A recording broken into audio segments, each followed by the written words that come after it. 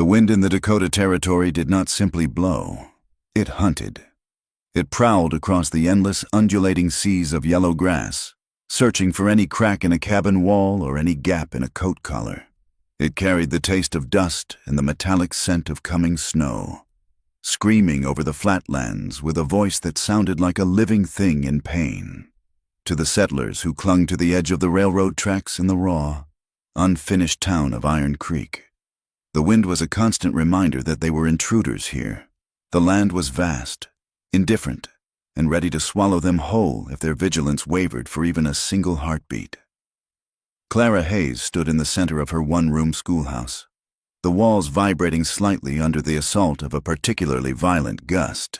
The air inside was thick with the smell of chalk dust and the burning wood in the cast-iron stove, but beneath that lay the sour, heavy odor of sickness. "Drink this, William," she said softly, holding a tin cup to the lips of the boy shivering on the bench she had converted into a makeshift cot. "It is willow bark tea. It will help the heat in your blood." The boy, no more than 8 years old, whimpered and turned his head away. His skin was flushed a dangerous crimson, dry like old parchment. Clara did not have the luxury of patience. She set her jaw, a line of stubbornness appearing around her mouth that had become a permanent feature of her face in the last 2 years. She slipped a hand behind the boy's neck, forcing him to sit up just enough to trickle the bitter liquid into his mouth. Supplies were dangerously low. The dark glass bottle of laudanum was empty, and the quinine powder had run out 3 weeks ago. The nearest doctor was a 3-day ride east, assuming the trails were not washed out or buried in drifts. Here, Clara was the doctor, the nurse, the teacher, and the priest. She was 28 years old, but when she caught her reflection in the dark window pane at night, she saw a woman who looked a decade older, her eyes shadowed by a fatigue that the sleep could no longer cure. She wiped William's forehead with a damp rag, her mind drifting involuntarily to Thomas. It was a treacherous habit, remembering. Thomas had died in a winter much like the one threatening to descend now. He had been a man of big dreams and soft hands, a clerk from Ohio who believed the government pamphlets about the abundance of the West. He had dragged Clara out here with promises of a homestead that would rival the great estates of the East. Instead, the West had broken him. It took his strength with the plow. It took his hope with the drought. And finally, it took his life with a fever that burned him out in 48 hours. Clara had buried him herself because the ground was freezing fast and there was no one else to hold the shovel. She remembered the sound of the frozen earth hitting the pine box, a hollow thud that echoed in her nightmares. She had not cried then. She had simply decided that she would never again rely on a man to save her. Survival was a solitary business. Clara checked the fire, adding a precious log to the embers. She could not let the room go cold.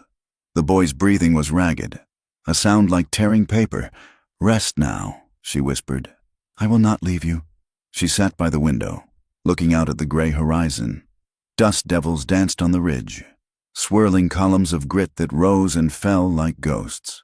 The town of Iron Creek lay a mile down the rutted road, a collection of unpainted timber buildings that looked as though they had been dropped from the sky by accident. There was the depot, the general store, the saloon, and the livery, all huddling together against the emptiness.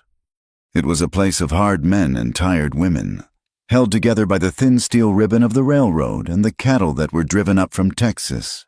It was also a place of hate. Clara had seen the way the ranchers looked toward the north, where the treaty lines were drawn. She had heard the talk in the mercantile, the angry whispers about the Lakota, every missing cow, every brush fire, every mysterious noise in the night was laid at the feet of the people who had lived here long before the first rail was spiked. The fear was palpable, a living current that ran beneath the conversations about weather and grain prices. They hated the Lakota because they feared them, and they feared them because they knew, deep down, that the land was being stolen inch by inch. The door to the schoolhouse rattled, but it was only the wind. Clara rubbed her arms, feeling the chill settle into her bones. She had to go into town later. She needed kerosene and flour, and she had to see if the post had brought the distinctively stamped letter from the territorial governor regarding her teaching stipend. It was late by months. When William's mother finally arrived in a buckboard wagon, wrapped in wool blankets and looking terrified, Clara helped lift the boy into the back. "Keep him warm." "Martha," Clara instructed, her voice firm, "do not let the fire go out tonight. If the fever spikes, use cool cloths on his neck. God bless you, Mrs. Hayes," the woman said, her eyes wet. "I do not know what we would do without you." Clara watched them rattle away into the gray afternoon. She did not feel blessed. She felt hollowed out, a vessel comprised only of duty and grit. She tied her bonnet tight, wrapped her heavy woolen shawl around her shoulders, and locked the schoolhouse door. The walk to town was a battle against the elements. The wind whipped her skirts around her legs and stung her cheeks with grit. By the time she reached the main street of Iron Creek, her face was numb. The town was busy despite the weather. Cowboys from the Double R Ranch were hitching their horses in front of the saloon, their laughter loud and brittle. A group of soldiers from the nearby fort stood on the boardwalk, smoking tobacco and watching the street with bored, predatory eyes. Clara kept her head down, clutching her reticule. She moved toward the general store, eager for the warmth of the pot-bellied stove inside. As she stepped onto the wooden porch, the heavy door swung open, and a man stepped out, nearly colliding with her. He was not a settler. He was tall, with broad shoulders that filled the frame of the doorway. He wore a worn, blue Army-issue coat that was too tight across the chest, the brass buttons tarnished and dull. Beneath it, he wore buckskin leggings and moccasins that made no sound on the wood. His hair was long, black as a raven's wing, and braided neatly on either side of a face that seemed carved from granite. Clara stopped, her breath catching in her throat. She had seen Lakota men before, usually at a distance, riding along the ridges or trading silently at the edge of the fort, but she had never been this close to one. He looked down at her. His eyes were dark, intelligent, and guarded. There was no subservience in his posture, none of the shuffling defeat she saw in the older natives who begged for food near the depot. This man stood with a quiet, terrifying dignity. He held a small sack of cornmeal in one hand. "Excuse me," Clara murmured, stepping aside. He did not move immediately. For a second, his gaze held hers. Clara felt a strange, electric shock run through her, a sensation so sudden and sharp it was almost physical. It was not fear. It was something deeper, a recognition she could not name. It was as if the wind had suddenly stopped and the world had gone silent. Then he nodded, a barely perceptible dip of his chin. "Excuse me, ma'am?" he said. His voice was deep, the English heavily accented but clear. He stepped past her, moving with a fluid grace that made the heavy-booted men around them look clumsy. Clara turned to watch him go. He walked toward 3 other Lakota men who were waiting by the water trough, their horses thin and nervous. Clara forced herself to turn away and enter the store. Her heart was hammering against her ribs. She was a widow, a school teacher, a woman of reputation.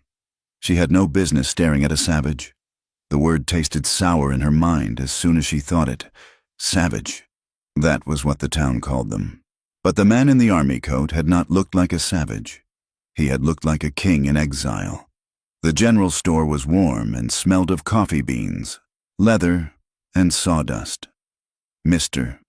Henderson, the proprietor, was weighing sugar for Mrs. "Gable, the banker's wife. Did you see them, Mrs.?" Gable was saying, her voice pitched high with indignation. "Walking right down the main street as if they own the place. It is a disgrace that the colonel allows them off the reservation. They are here to talk about the beef rations," Henderson said, wiping his hands on his apron. "The delegation claims the government promised 50 head of cattle last month and delivered only 10. They should be grateful for the 10. Mrs. Gable sniffed. "They do nothing but beg and steal. My husband says they are a blight on the territory." Clara moved to the back of the store, feigning interest in a bolt of calico fabric. She felt a flush of heat rise up her neck. She remembered the man's eyes. There had been anger there. Yes, but it was buried deep beneath a layer of iron control. He knew what these people thought of him. He heard the whispers. Clara selected her flour and a tin of kerosene. She placed them on the counter as misses. Gable left, the bell above the door jingling cheerfully. "Good afternoon, Mrs. Hayes," Henderson said. He looked tired. "It is going to be a bad night. The barometer is dropping like a stone." "I hope the snow holds off," Clara said. "I have to walk back to the schoolhouse." Henderson frowned. "You should stay in town. The hotel has rooms. I have work to do," Clara said. "And I cannot afford the hotel," as she counted out the coins. 70 cents for the flour, 40 for the kerosene.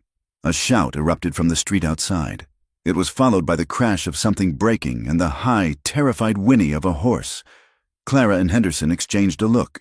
Without a word, they hurried to the window. Outside, a crowd was gathering in front of the saloon.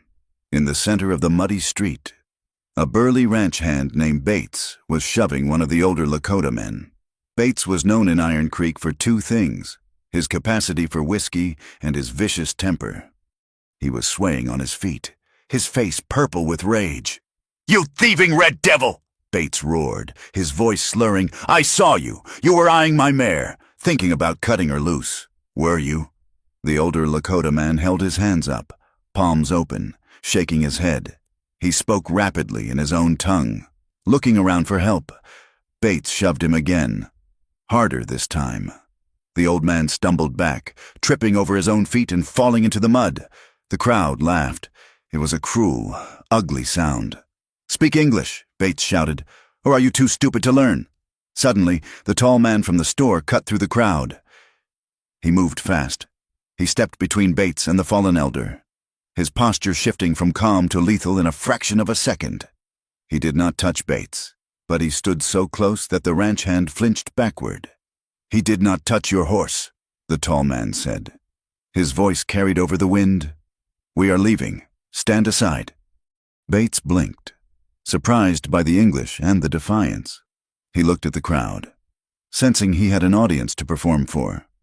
He sneered, his hand dropping to the heavy Colt revolver at his hip. "You calling me a liar, boy?" Bates spat. "I say he was stealing. And in this town, we hang horse thieves." The air in the street seemed to freeze. The soldiers on the boardwalk straightened up but made no move to interfere. They were content to watch the show. Clara pushed open the door of the store and stepped out onto the porch. She did not know why she did it. Every instinct she had screamed at her to stay inside, to stay safe, to look away. But the sight of the old man in the mud and the bully towering over him ignited a spark of fury in her chest that she could not suppress. "I said stand aside," the Lakota man repeated. "We want no trouble. You brought the trouble when you rode in here." Bates snarled. He drew his gun. The metal glinted dull gray in the overcast light. "Stop it." The voice was clear and sharp. It took a moment for Clara to realize it was her own. The crowd turned. Bates looked up, his eyes narrowing. Clara Hayes stood on the edge of the boardwalk, clutching her shawl with white-knuckled hands. She felt exposed, ridiculous, and terrified, but she did not step back. "What did you say, teacher?" Bates asked, a dangerous grin spreading across his face. "I said stop it," Clara said, her voice trembling slightly before she steadied it. "That man did not steal your horse. And how would you know?" Bates challenged. "Because," Clara lied, her heart hammering against her ribs like a trapped bird. "He was with me." Silence descended on the street. It was heavy and absolute. Even the wind seemed to hold its breath. The Lakota man, Chaska, though she did not yet know his name, turned to look at her. His expression was one of profound shock. "With you?" Bates laughed, a harsh bark of sound. "You expect us to believe you were socializing with a buck?" "He was at the schoolhouse," Clara said, forcing the words out. She lifted her chin. "He was moving wood for the stove. I asked him to. He was there until 10 minutes ago. He could not have been near your horse. It was a clumsy lie. Anyone with a mind to check the timeline would know it was impossible."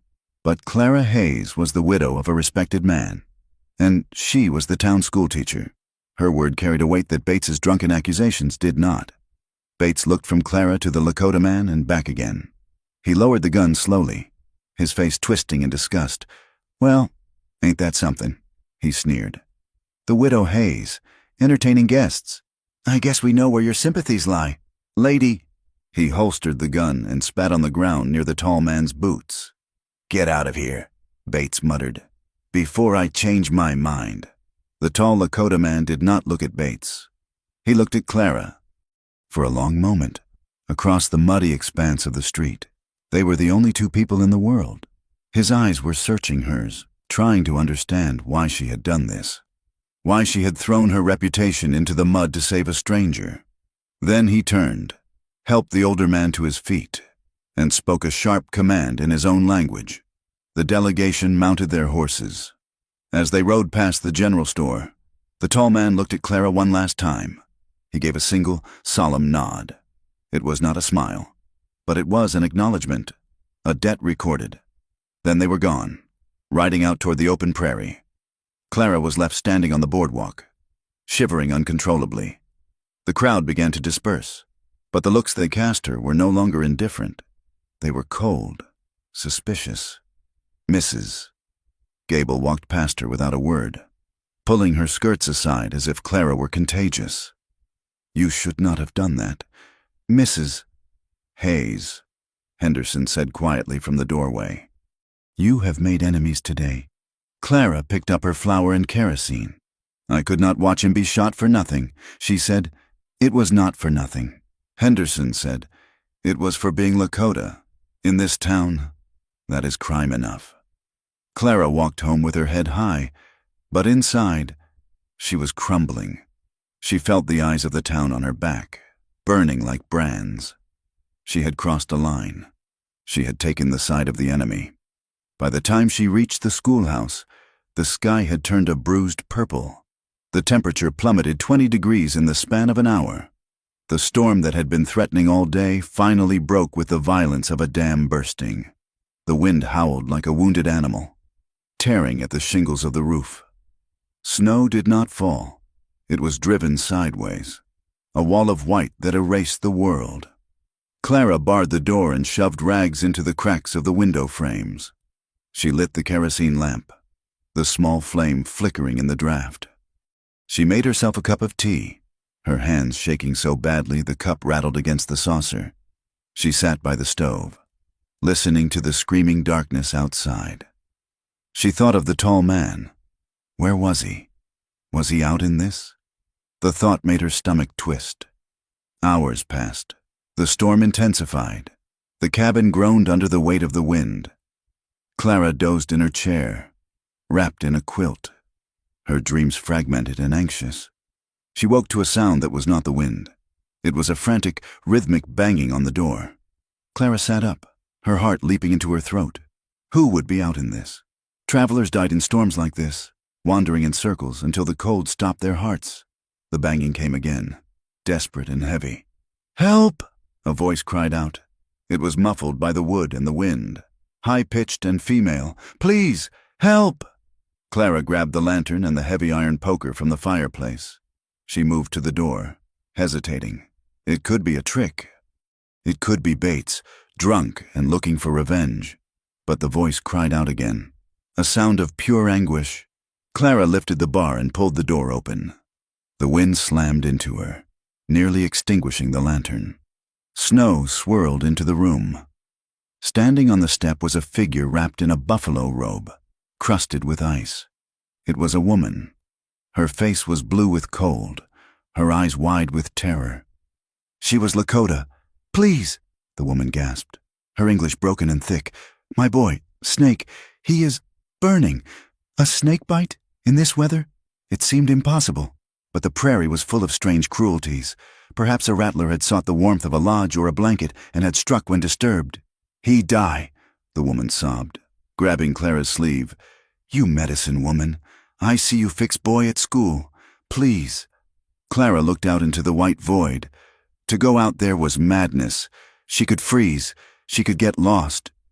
And if the town found out she was visiting a Lakota camp in the middle of the night, after what happened today, she would be ruined completely.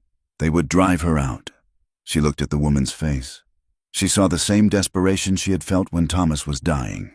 The universal, frantic bargaining with God to spare someone you loved. Clara did not think. She acted. "Wait here," she shouted over the wind. She ran to her cupboard. She grabbed her medical bag, a worn leather satchel containing her limited supplies, a lancet, bandages, a small bottle of ammonia, dried echinacea root, and a jar of drawing salve. She pulled on her heavy coat, wrapped her thickest scarf around her face, and pulled on her oversized mittens. "Led the way," Clara said. The trek to the camp was a nightmare. The woman, whose name Clara did not know, held Clara's hand, pulling her through the drifts. The snow was knee-deep in places. The cold was a physical weight, pressing against Clara's chest, freezing the moisture in her nose. They walked for what felt like miles, though it was likely less than one. Clara kept her head down, focusing on the woman's moccasins breaking the snow in front of her. Finally, shapes emerged from the swirling white, cone-shaped lodges, huddled together in a grove of cottonwood trees near the river. The camp was small, perhaps 5 or 6 teepees. The dogs did not even bark. They were curled in balls under the wagons, buried in snow. The woman led Clara to a lodge near the center. She pushed aside the heavy buffalo hide flap and ushered Clara inside. The sudden warmth and smoke made Clara cough. The teepee was dimly lit by a small fire in the center. The air smelled of sage, wood smoke, and sickness. On a pile of furs at the back lay a small boy, no more than 5 years old. He was thrashing, his skin glistening with sweat despite the bitter cold outside. An older woman sat beside him, chanting softly.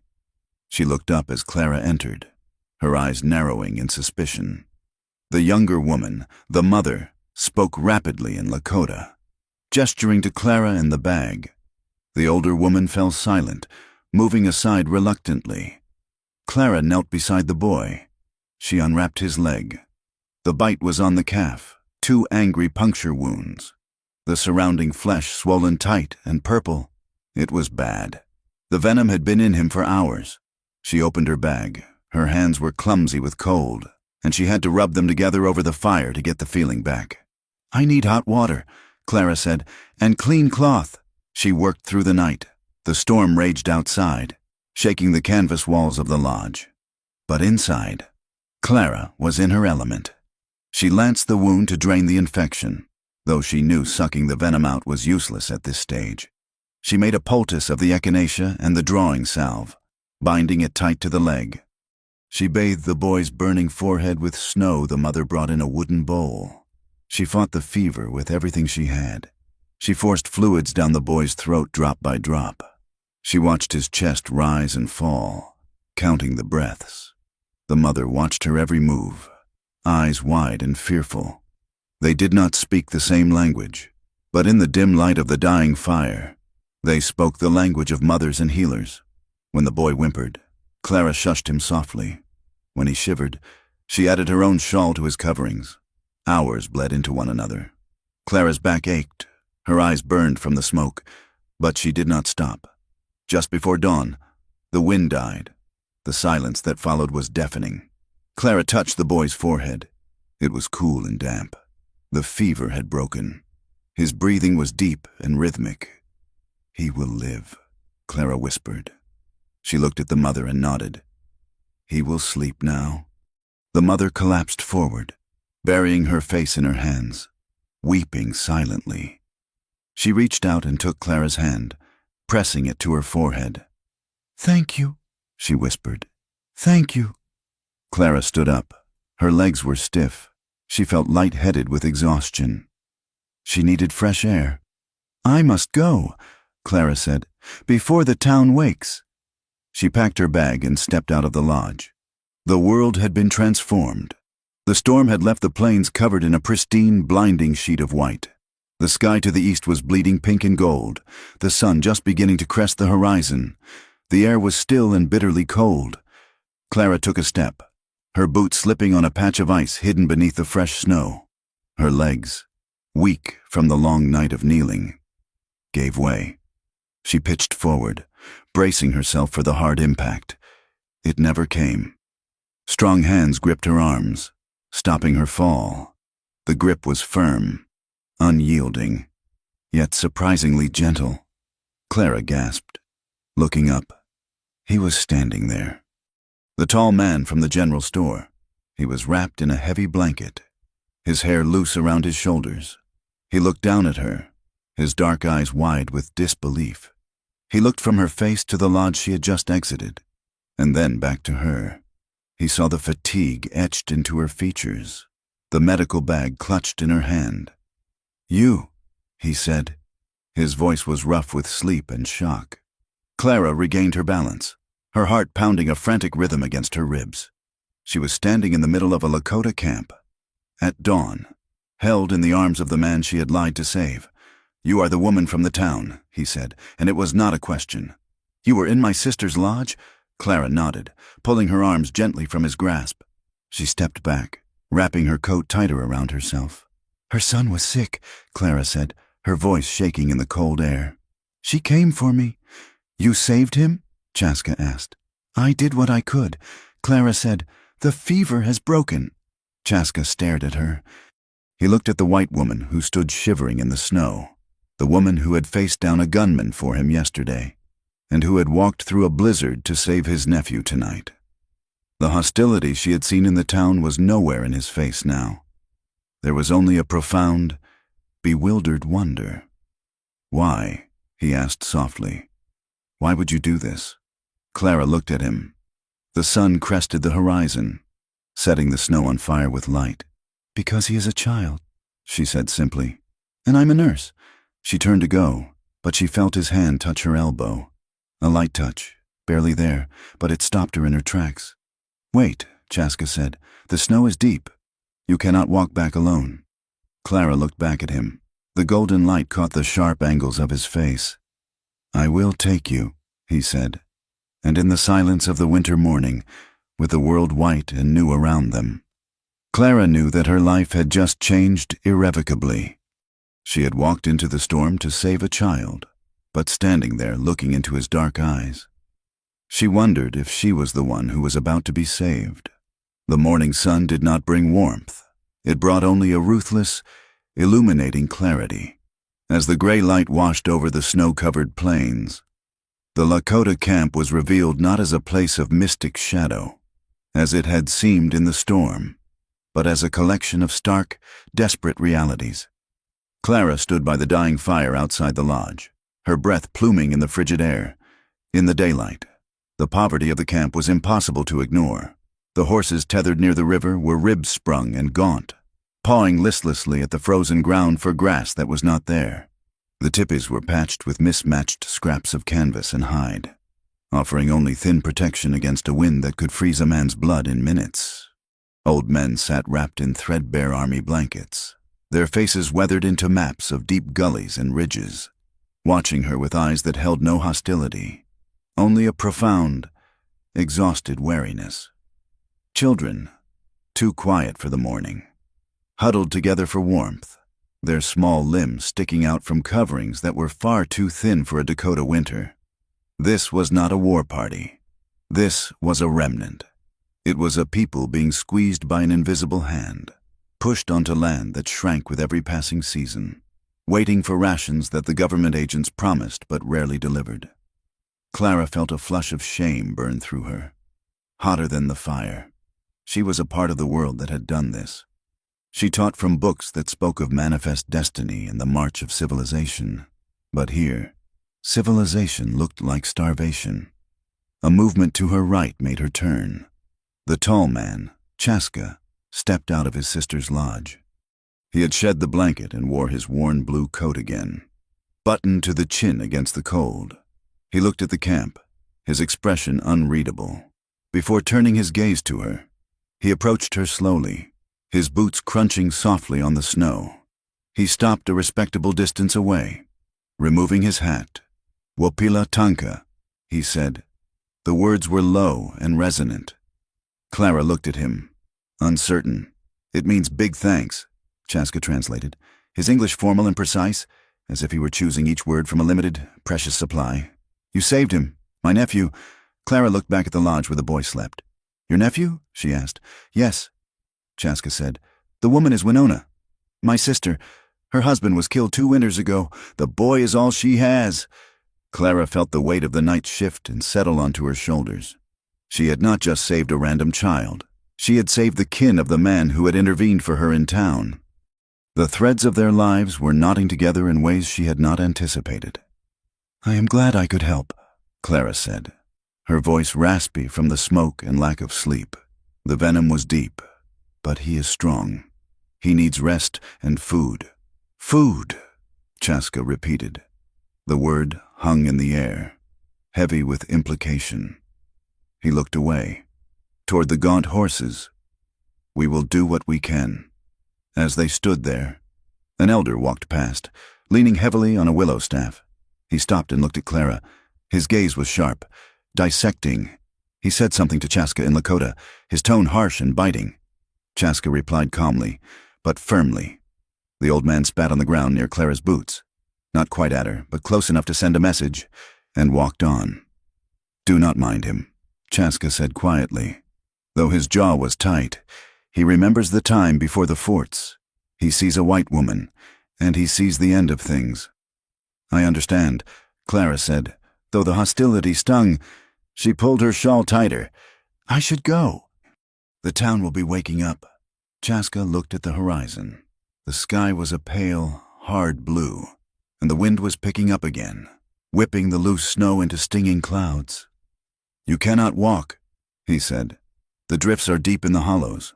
The wind is turning. It will cover your tracks and you will lose the road." "I walked here," Clara countered, though the thought of trudging back through the knee-deep snow made her legs tremble. "You walked with the storm at your back," Chaska said. "Now you face it. I will take you." It was not an offer. It was a statement of fact. Clara looked at him, about to argue, about to mention propriety and what people would say, but then she looked at the endless expanse of white between here and Iron Creek. She was exhausted, hungry, and cold. Pride would not keep her warm, and it certainly would not keep her alive. "Thank you," she said stiffly. Chaska nodded. He went to the line of horses and untied a spotted mare that looked slightly sturdier than the others. He threw a blanket over its back. He had no saddle and led it to her. He mounted first, swinging up with an easy grace, and then reached a hand down to her. Clara hesitated for only a second before taking it. His grip was iron hard, pulling her up behind him. "Hold on to the waist," he instructed. Clara wrapped her arms tentatively around his midsection, feeling the rough wool of the army coat and the solid warmth of the man beneath it. It was improper. It was scandalous. If Mrs. Gable or the Reverend could see her now, pressed against a Lakota warrior on a saddleless horse, they would likely faint. But as Chaska urged the horse forward and they moved out of the shelter of the trees, the wind hit them with the force of a physical blow, and Clara forgot about propriety. She buried her face in the back of his coat, clinging to him not out of affection, but out of a desperate need for anchor in a world that was trying to blow her away. The ride back was a blur of white and cold. The horse plodded through the drifts, its breath steaming in rhythm with its steps. The silence of the prairie was vast, broken only by the wind and the crunch of hooves. After a mile, the wind died down slightly, allowing them to speak without shouting. "You have a name?" Chaska asked, not turning his head. "Clara," she said against his coat. "Clara Hayes. Clara." He tested the sound of it. "I am Chaska. I know," she said. "I heard your sister say it." They rode in silence for another few minutes. The town of Iron Creek was still hidden behind the rise of the land. "Why do you live alone?" "Clara Hayes?" Chaska asked. "It is hard for a woman alone in this country." "I am a widow," Clara answered. "My husband died last winter." "I'm sorry," Chaska said. "The fever?" "Yes," Clara said, "and stubbornness. He wanted to farm land that did not want to be farmed. We came west for a new life. We found this. The land does not care what we want," Chaska said. "The land only is, We must learn to live with it, or it breaks us. Is that why you work for the army? Clara asked, the question slipping out before she could check it. You interpret for the soldiers. She felt his back stiffen slightly. I work for my people, Chaska said, his voice hard. The soldiers speak with forked tongues. They say one thing and write another on the paper. If I am not there to tell the chiefs what the paper really says, they will sign away the sky and the water and think they are trading for blankets. But they hate you for it, Clara said softly. Both sides. The soldiers do not trust you, and your people. My people know I walk in two worlds so they can live in one, Chaska said. It is a lonely path, but someone must walk it. Clara tightened her grip on his coat. She understood loneliness. She understood the burden of doing what was necessary, even when it scraped you raw. I never wanted to be a teacher, she admitted, her voice barely audible over the wind. I wanted to be a mother, but Thomas died, and the money ran out, and the town needed someone to teach the children to read. So I stayed. I stayed because I had nowhere else to go. We are both caught in traps we did not set, Chaska said. The intimacy of the confession hung between them, suspended in the cold air. They were two outcasts sharing a horse in the middle of a frozen ocean, bound by a strange, fragile understanding. As the buildings of Iron Creek came into view, gray smudges against the white snow, the reality of the world returned. Chaska slowed the horse. We must stop here, he said, pulling up near a cluster of scrub oak a quarter mile from the first house. If we ride in together, they will say things, bad things, about you. Clara slid down from the horse. Her legs were numb, and she stumbled slightly upon hitting the ground. Chaska remained mounted, looking down at her. You are a brave woman, Clara Hayes, he said. And you are a good man, Chaska, she replied, looking up at him. No matter what they say. He held her gaze for a long moment, his dark eyes intense. Then he turned the horse and kicked it into a gallop, disappearing back into the whiteness from which they had come. Clara brushed the snow from her skirt and began the long walk into town. She thought she was unobserved, but as she passed the perimeter fence of the Miller Ranch, she saw a curtain twitch in the main house. Mrs. Miller's face appeared, pale and sharp behind the glass. Clara kept walking, her chin high, but she felt the gaze like a physical touch, slimy and cold. The seeds had been planted. The retribution was quiet, cowardly, and inevitable. 3 days later, Clara arrived at the schoolhouse to find the morning sun streaming through a jagged hole in the front window. A rock, the size of a man's fist, lay in the center of the room amidst a spray of shattered glass. Clara stood in the doorway, her hand gripping the latch. The cold air poured into the room, chilling it, but it was not the broken window that made her stomach turn. It was the writing on the whitewashed wall behind her desk. Someone had taken a piece of charcoal and scrawled a single, hateful slur in crude, jagged letters. Indian lover. Clara stared at the words. She felt a rush of blood to her face, a mix of humiliation and a white-hot anger that made her hands shake. They did not have the courage to say it to her face. They waited until night, until the darkness hid them, to strike at a woman who spent her days teaching their children to read the Bible. She dropped her books and marched to the bucket of water in the corner. She grabbed a rag and the bar of lye soap.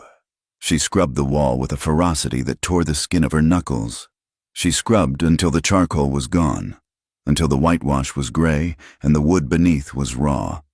She scrubbed until she was panting, tears of rage pricking her eyes. She would not tell anyone. If she went to the sheriff, he would shrug. If she went to the reverend, he would tell her to be more careful with her associations. They would tell her she brought this on herself. They would tell her to stay in her place. So she swept the glass, nailed a piece of oilcloth over the broken pane, and rang the bell for school to begin. When the children filed in, William among them, looking pale but healthy, she smiled at them. She taught them their sums and their letters. But every time she looked at the oilcloth flapping in the wind, her heart hardened a little more. Later that afternoon, Chaska rode past the schoolhouse. He was on his way to the fort, dressed in his army coat. He did not stop, but he slowed his horse. His sharp eyes caught the oilcloth over the window. He saw the faint, scrubbed-out shadow on the wall through the open door. He looked at Clara, who was standing on the step, watching the children leave. He did not wave. He did not speak, but his jaw set in a grim line, and his eyes darkened. He understood. She was paying the price for the life of his nephew. The debt he owed her had just grown heavier. The winter ground on, relentless and cruel. The snow piled high against the buildings, turning the streets into tunnels, and with the deep cold came the sickness. It started at the fort. A recruit from the east brought it with him. The fever, the headache, the terrifying rash, smallpox. The word was whispered with dread in the mercantile and the saloon. It was the specter that haunted the frontier, a killer that did not care about treaties or property lines. The fort commander, Colonel Bragg, declared a quarantine, but the post surgeon was drunk half the time, and the infirmary was overwhelmed within days. They needed hands. They needed anyone who knew how to bind a wound or cool a fever. A soldier came to the schoolhouse on a Tuesday morning. "Mrs. Hayes," he said, twisting his hat in his hands, "the colonel requests your presence. We have men down, and the surgeon cannot manage. We heard you have a knack for nursing." Clara did not hesitate. She dismissed the children, telling them to go straight home and stay there. She packed her small bag and followed the soldier to the fort. The infirmary was a long, low building made of rough-hewn logs. The air inside was stifling, thick with the smell of unwashed bodies, carbolic acid, and the metallic tang of blood. Cots were lined up almost touching one another. It was not just soldiers. In the back corner, separated by a thin curtain, were 4 Lakota men, prisoners who had been brought in for questioning about cattle theft and had fallen ill while in the stockade. Clara set to work immediately. She washed faces, changed soiled linens, and spooned broth into mouths that were too weak to open. She worked with a mechanical efficiency, shutting off the part of her mind that wanted to recoil from the suffering. She was not the only one working. Chaska was there. The army did not trust him to fight, but they were happy to use him to translate the groans of the dying prisoners and to haul water and wood. He moved through the crowded room with silent strength, lifting men who were too heavy for Clara, holding them down when the delirium took them. They worked in a rhythm, side by side. They did not speak much. There was no time, but they moved around each other like a single entity. When Clara reached for a basin, Chaska was there to hand it to her. When Chaska needed a fresh bandage, Clara had it ready before he asked. The heat in the room was oppressive. The pot-bellied stove was glowing red in the corner, and the sheer number of bodies made the air heavy and wet. Clara was moving between the cots, carrying a basin of water. Her foot caught a slick patch on the floorboards. Spilled water, or perhaps something worse. Her boots lost their purchase. She flailed, the basin tipping, ready to crash to the floor. A strong arm wrapped around her waist, arresting her fall instantly. She gasped, dropping the basin with a clang that was lost in the general din of the room. She was pressed hard against a solid chest. She looked up. Chaska had caught her. His arm was a band of iron around her waist, pulling her tight against him to keep her upright. For a second, the world narrowed down to the point of contact. She could feel the heat of his body through his shirt. She could smell the wood smoke and sage that seemed to cling to his skin, cutting through the hospital reek. "Careful," he murmured, his face inches from hers. "The floor is treacherous." Clara's hands were resting on his chest. Her fingers splayed against the rough wool of his shirt. She could feel the slow, steady beat of his heart beneath her palm. She looked into his eyes and saw a flash of something raw and unguarded, a hunger that mirrored the sudden, twisting lurch in her own stomach. They stood there for a heartbeat too long. A soldier on a nearby cot groaned, and the spell broke. Clara pulled back, breathless, her face flaming. She smoothed her apron, refusing to look at the other soldiers to see if they had noticed. "Thank you," she whispered. Chaska nodded, his face returning to its impassive mask, but his eyes lingered on her for a second before he turned back to his work. 2 hours later, the chaos had subsided slightly. The worst cases were sedated or sleeping. Clara retreated to the small supply room at the back of the infirmary to prepare more bandages. It was a cramped space, filled with crates and barrels, used as a secondary treatment area for overflow. She was tearing strips of muslin from a bolt of cloth. She was tired, her movements clumsy. She leaned against a sturdy oak table to steady herself as she ripped the fabric. A sharp, searing pain shot up her thigh. Clara cried out, stumbling back. She looked down. A jagged, splintered piece of wood jutting from the rough-hewn leg of the table had caught her skirt and the flesh beneath it. It had torn through the fabric and sliced deep into the soft skin of her outer thigh. She hissed in pain, lifting her skirt slightly. The blood was already welling up, dark and fast, soaking the white muslin of her petticoats. It was a deep gash, ugly and jagged. "Mrs. Hayes?" Chaska stood in the doorway. He had heard her cry. He took in the scene in an instant, Clara gripping the table, her face pale, the blood beginning to bloom on her skirt. He was at her side in 2 strides. "Let me see," he said. "It is nothing," Clara said quickly, trying to pull her skirt down. "Just a scratch. I can tend to it. It is bleeding through the wool." "Clara," Chaska said, his voice dropping the formality. "It needs to be cleaned and stitched, if the infection takes it in this place." He did not finish the sentence. They both knew the risks. Gangrene, blood poisoning. In a room full of sickness, an open wound was a death sentence. "I can do it myself," Clara insisted, though her hands were shaking. "You cannot reach it to stitch it properly," Chaska said. He looked around the small room. He kicked the door shut with his heel, closing them off from the main ward. "Sit on the table," he commanded. Clara looked at him. His face was set in stone, professional and determined, but his eyes were burning. "Chaska," she began. "Sit," he repeated. He gripped her waist again, his hands large and warm. He lifted her effortlessly, hoisting her onto the edge of the heavy oak table. Clara gripped the edges of the wood, her knuckles white. She felt utterly exposed. Chaska moved between her knees. The position was so intimate, so flagrantly improper, that Clara felt dizzy.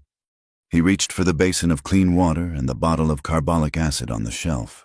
He threaded a needle with steady hands. Then he looked at her. "I must see the wound," he said quietly. Clara nodded, her throat tight. She gripped the fabric of her skirt. "Don't move," he said. His voice was low, a rumble in his chest that she felt in her own bones. He reached out.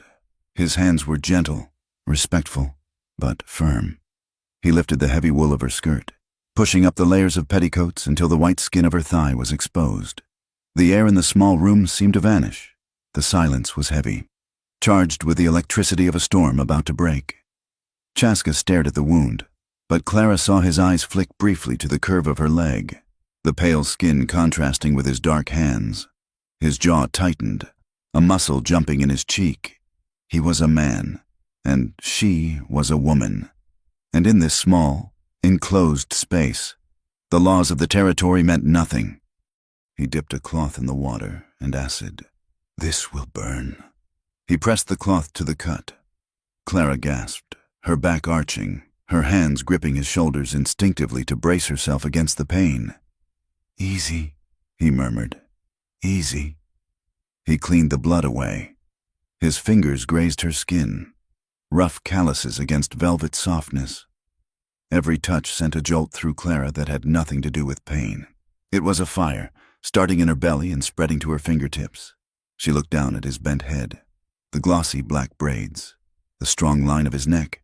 She had never been this close to a man since Thomas, and even with Thomas, it had never felt like this dangerous, consuming heat. Chaska began to stitch. He worked quickly, his concentration absolute, but Clara could hear his breathing. It was ragged, controlled with effort. He was affecting her, she knew, but she was affecting him too. He was touching a white woman, a forbidden creature, and doing it with a tenderness that defied everything his world told him about hers. Clara watched him. She felt vulnerable, her legs parting for him to work, her skirt hiked up, her blood on his hands.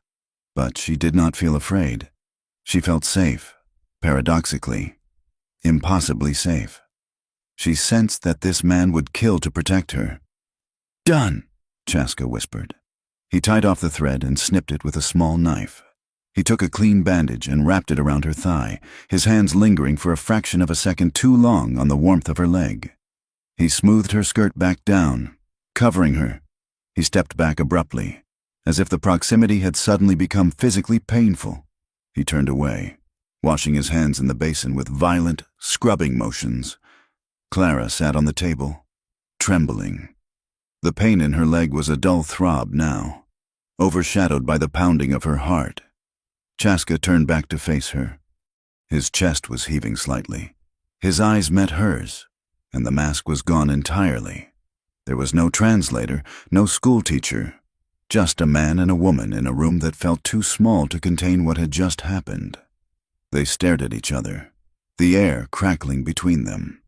They both knew that something fundamental had shifted.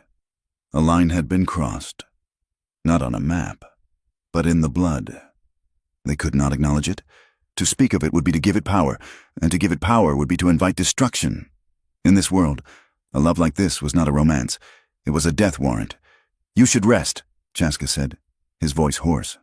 Clara slid off the table, her leg held. She stood before him, looking up into his face. "Thank you, Chaska," she said. He did not reply.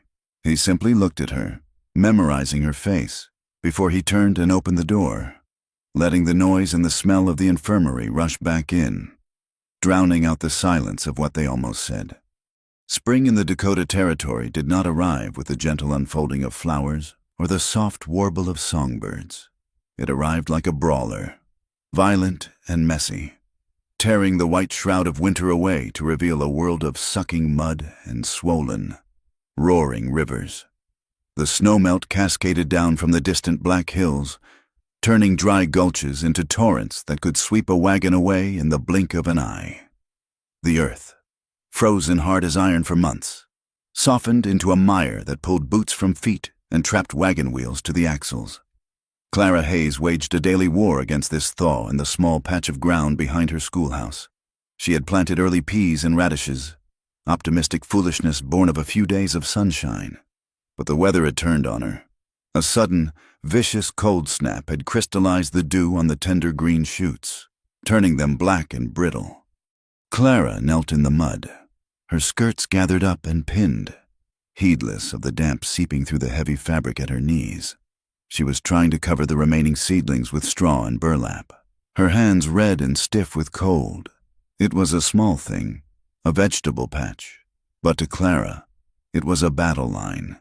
If she could make something grow in this hostile earth, if she could coax life out of the mud, then perhaps she belonged here. Perhaps she was not just a ghost haunting her own life, waiting for the wind to blow her away like it had Thomas. She packed the straw tight around a struggling pea vine. "You will live," she whispered fiercely to the plant. "You have no choice." The sound of a horse splashing through the muck on the road made her look up. It was Mrs. Miller, the rancher's wife, riding in a buckboard wagon driven by her sullen son. Mrs. Miller's face, framed by a severe bonnet, turned toward Clara. There was no wave, no nod of neighborly recognition. Instead, Mrs. Miller's eyes narrowed, her mouth thinning into a line of disapproval so sharp it could have cut glass.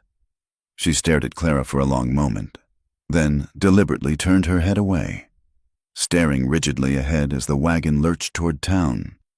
Clara sat back on her heels, wiping a smear of mud from her cheek. The coldness of the interaction stung worse than the wind. It had been happening more often lately. Silence where there used to be greetings.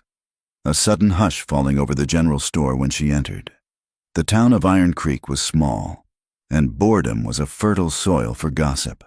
They had seen things. They had seen Chaska walking her to the perimeter of the fort after her shifts at the infirmary. They had seen her cutting across the open prairie toward the Lakota encampment instead of sticking to the main road. Small moments, innocent in their intent but damning in their appearance, had been stitched together into a tapestry of scandal. Clara stood up, brushing the dirt from her apron. She would not let them shame her. She had saved a child. She had nursed the sick. She had done nothing wrong. But as she walked back into the schoolhouse, the emptiness of the room felt louder than usual. 2 days later, the isolation took a formal shape. Reverend Caldwell knocked on the schoolhouse door just as Clara was sweeping out the dust of the day. He was a tall, gaunt man with eyes that always seemed to be counting sins. He held his hat in his hands, his knuckles bony and white. "Mrs. Hayes," he said, his voice smooth and dry like old paper. "May I have a moment of your time?" "Of course, Reverend," Clara said, leaning the broom against the wall. "Please, come in. I can put the kettle on. No tea, thank you." The Reverend said he did not sit. He stood by the teacher's desk, running a finger along the spine of a primer.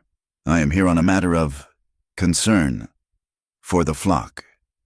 Clara folded her hands in front of her. "I am listening." "It has come to the attention of the church elders," he began, choosing his words with surgical care, "that you have been spending a significant amount of time in the company of the natives, specifically one of the men who works for the army." Clara kept her chin high. "You mean Chaska? He is the translator for the fort. We worked together during the smallpox outbreak, as you know." "Yes, the outbreak," Caldwell said, dismissing the heroism of those weeks with a wave of his hand. "That was a necessity. But the crisis has passed, Mrs. Hayes. And yet the association continues. He is a decent man," Clara said, her voice tightening. "And his family has suffered greatly. I check on his nephew. The boy I treated. It is not about decency, Mrs. Hayes," Caldwell said, his voice dropping to a tone of conspiratorial warning. "It is about order. It is about the natural separation of things. You are a white woman, a widow of good standing. You are the example to the children of this town. When they see you mingling with a savage, it confuses them. It disturbs the moral compass of the community." "He is not a savage," Clara said, the anger flaring in her chest. Caldwell's eyes snapped to hers, hard and cold. "He is a heathen, Mrs. Hayes. He does not know God, and more importantly, he is not of your blood. People are talking. They are saying that perhaps you have forgotten who you are. They are saying that perhaps you are not fit to guide the minds of their children if you cannot guide your own conduct." The threat hung in the air, naked and ugly. It was not just social isolation he was threatening, it was her livelihood. Without the school, she would starve. "I have done nothing immoral." "Reverend," Clara said, her voice shaking slightly. "Appearances are everything." "Clara," he said, using her first name to emphasize his authority. "Scriptural law warns us not to be unequally yoked. I suggest you reflect on that. If you continue on this path, you may find that the town can no longer support you. We protect our own, but we must know that you are, indeed, one of our own." He placed his hat on his head and walked out, leaving the door open to the gray, damp afternoon. Clara stood frozen, her heart hammering against her ribs. She felt trapped. The town was closing ranks, pushing her out toward the edge of the world. While Clara fought battles of reputation, Chaska was fighting a battle for survival. The mud of the spring made the roads impassable for heavy wagons, delaying the government rations that were already months late. Hunger was becoming a constant companion in the Lakota camp. But a more dangerous hunger was growing in the valley, the hunger of Amos Rigg. Rigg was a cattleman of the new breed. He did not drive herds. He built an empire. He was a heavy man with a red face and eyes buried in flesh, but his mind was sharp and ruthless. He wanted the valley where the Lakota had set their winter camp. It was sheltered, with good water and grass that greened early. The trouble began with a fire. A barn on the edge of Rigg's property went up in flames one night, painting the low clouds orange. By morning, Rigg was in the town saloon, buying drinks and loudly proclaiming that he had seen 3 Lakota braves riding away from the blaze. "They are burning us out," Rigg shouted, slamming a fist onto the bar. "They want to drive us off so they can steal the stock. I say we don't wait for the army to file a report. I say we defend what is ours." Chaska heard the talk when he went to the fort to translate for the weekly briefing.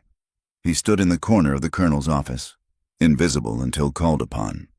He watched Colonel Bragg, a tired man who just wanted his pension, nod wearily as Riggs shouted about depredations. But Chaska also saw the other man in the room, Lieutenant Hayes. The lieutenant was no relation to Clara, though they shared a name common enough in the East.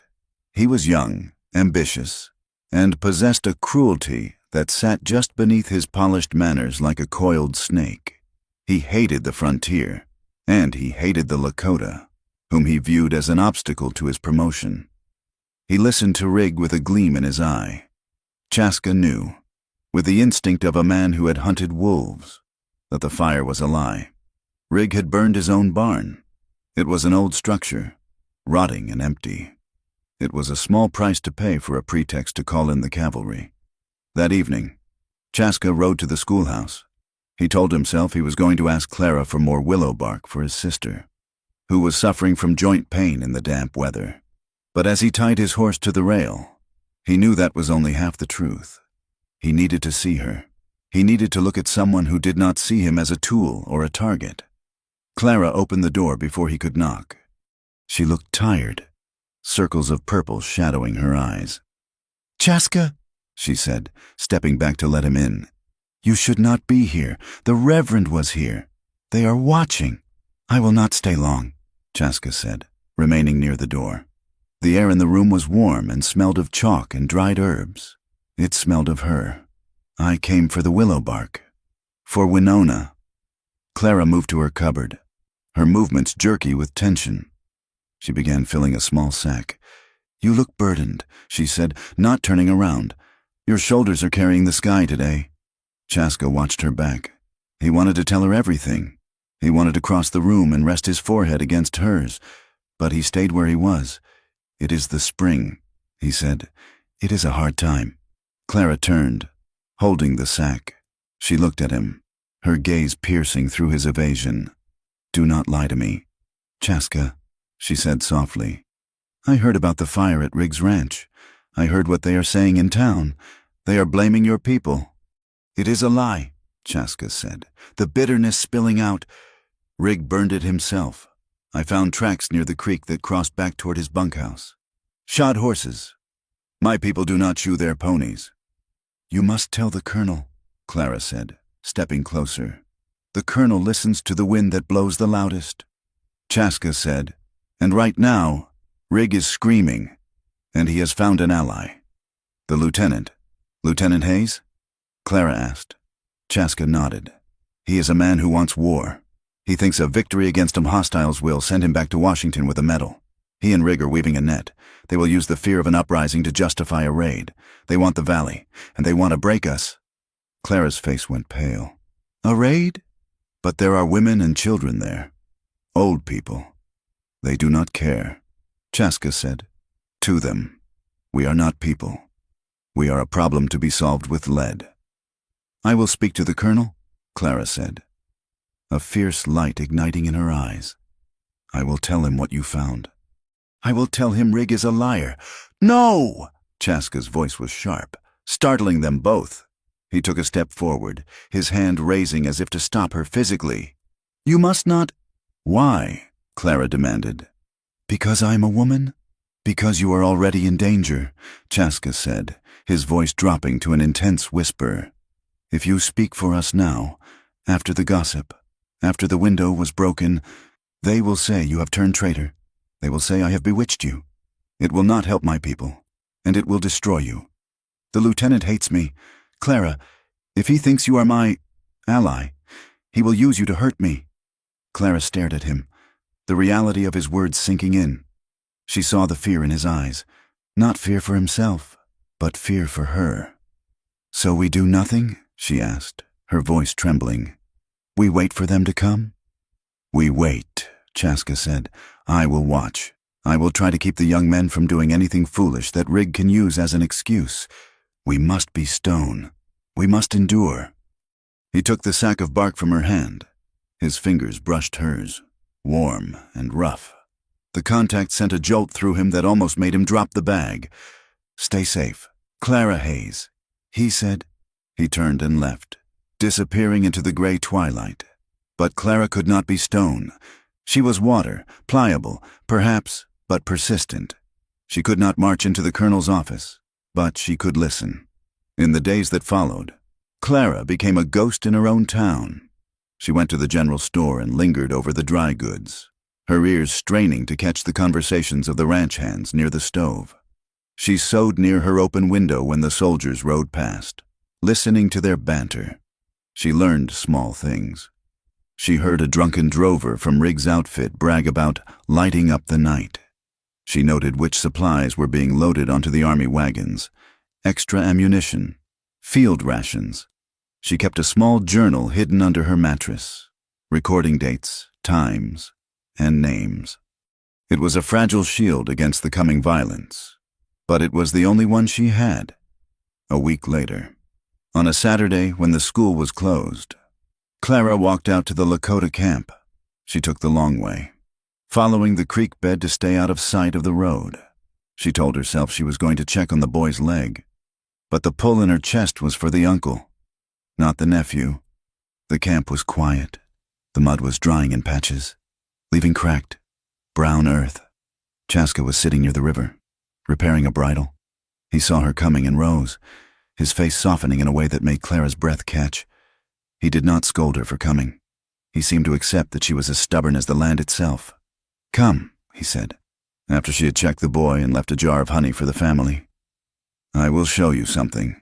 He led her away from the camp, out onto the open prairie. The grass was beginning to turn green at the roots. The sky was a vast, tumbling ocean of clouds. He stopped at a patch of mud near a buffalo wallow. "What do you see?" he asked. Clara looked. "Mud," she said, "and some grass." Chaska smiled, a rare, fleeting expression that lit up his eyes. "Look closer," he said. He pointed a long finger at a faint depression in the earth. "A coyote passed here 2 hours ago," he said. "He was limping on his left front leg. See how the print is lighter?" Clara leaned in, squinting. She saw it then, the subtle difference in depth. "And here," Chaska said, gesturing to a broken stem of sagebrush. "A hawk struck a rabbit. See the drag marks, the struggle?" Clara looked at the chaos in the dirt, the story written in dust and violence. "How do you know it was 2 hours ago?" she asked. "The mud at the edge of the track has begun to dry, but the center is still wet." Chaska explained. "If it were fresh, the water would still be seeping.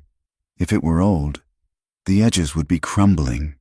He looked at her, and his voice took on a deeper resonance. "The land speaks, Clara. It tells us everything. If we are quiet enough to listen, the white men look at the land and see lines on a map. They see what they can take. We look at the land and see our relatives. We see the past and the future written in the grass."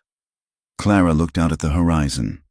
For the first time, the emptiness did not feel lonely. It felt full. It felt alive. "You love this land," she said softly. "It is my blood," Chaska answered. "And my blood is the land. We cannot be separated. That is why Rig will never understand. He thinks he can buy it or steal it, but you cannot own the wind." He looked at her, and the intensity of his gaze stripped away her defenses. "You are beginning to hear it, too," he said. "I see it in your eyes. You are not just a visitor anymore." Clara felt a lump in her throat. She wanted to belong, not to the town with its rigid rules and cruel whispers, but to this vast, honest, breathing world he was showing her. The sky, which had been threatening all afternoon, suddenly darkened. A low rumble of thunder rolled across the plains, vibrating in the soles of their boots. The temperature dropped sharply. "We must go," Chaska said, looking up. "It will be a bad one." They hurried back toward the town. The rain began as they reached the schoolhouse. Huge, heavy drops that exploded in the dust. By the time they got the door open, the heavens opened up. They tumbled inside, breathless and wet. The rain hammered on the roof with a deafening roar. The world outside disappeared, reduced to a wall of gray water. Clara lit a candle. The small flame flickered, casting long, dancing shadows on the walls. The schoolhouse felt like a ship at sea, isolated and fragile. They stood by the stove, shivering slightly. The air was charged, heavy with the ozone of the storm and the proximity of their bodies. "You cannot ride back in this," Clara said, wringing out the hem of her skirt. "You will have to wait it out." Chaska nodded. He took off his wet coat and hung it by the door. He stood in his shirt and vest, looking larger than usual in the small room. They sat on the benches near the stove. The thunder shook the floorboards to fill the silence, to drown out the storm and the pounding of their own hearts. They began to speak. They spoke not of the danger or the gossip, but of the things that came before. Chaska spoke of his childhood. He told her of the summer buffalo hunts, the earth shaking under 10,000 hooves. He told her of the sun dance, the sacrifice, and the ecstasy. "I had a brother," he said quietly, staring at the candle flame. "His name was Maddo. He was faster than me, stronger." He laughed more. "What happened to him?" Clara asked. "Soldiers," Chaska said, "near the Powder River. He was bringing horses back to camp. They said he was stealing them. He was not. They shot him in the back." Clara reached out, her hand hovering over his arm before she let it drop to the bench. "I am so sorry." Chaska looked at her. "I hated all white people for a long time. I wanted to kill them all, but hate is a poison you drink yourself, hoping the other person dies. It did not bring Maddo back." Clara looked down at her hands. "My father was a gentleman," she said. "He owned a general store in Ohio. He never raised his voice, but he bought land speculation bonds. He invested in the railroad. He cheered when the news came of new territories opening up." She looked up at Chaska, her eyes wet. "I am here because of men like my father. I am here because we wanted what was yours. Every bite of food I eat, every log in this wall, it is stolen. I feel the guilt of it every day. I look at you, and I feel like a thief." Chaska reached out then. He covered her hand with his own. His skin was dark against her pale fingers. "You are not a thief, Clara," he said firmly. "You are just a leaf on the river. Like me. We go where the current takes us. You did not choose where you were born. You choose only how you live now, and you live with honor." The touch of his hand was electric. Clara looked up at him, the candlelight reflected in his dark eyes, which were filled with a sorrow and a tenderness that broke her heart. The storm raged outside, a chaotic fury, but inside, the silence deepened. The air grew thick. Clara could feel the heat radiating from him. She could see the pulse beating in the hollow of his throat. She did not pull her hand away. Instead, she turned it, interlacing her fingers with his. "Chaska," she whispered. He leaned in. The movement was slow, a question asked in the space between them. Clara did not retreat. She leaned forward to meet him. Their lips touched tentatively at first, a brush of softness, a testing of the impossible. Then, a groan vibrated in Chaska's chest, low and hungry. He shifted, his other hand coming up to cup her face, his thumb tracing the line of her jaw. The kiss deepened, breaking open like a dam. It was desperate. It was the taste of rain and wood smoke and months of denied longing. Clara's hands found the front of his shirt, gripping the fabric to pull him closer. Chaska's arm went around her waist, pulling her against him until there was no air left between them. For a moment, there was no town, no rig, no army, no difference of blood or history. There was only this, the frantic, terrifying, beautiful collision of two lonely souls. Then, the reality crashed back in.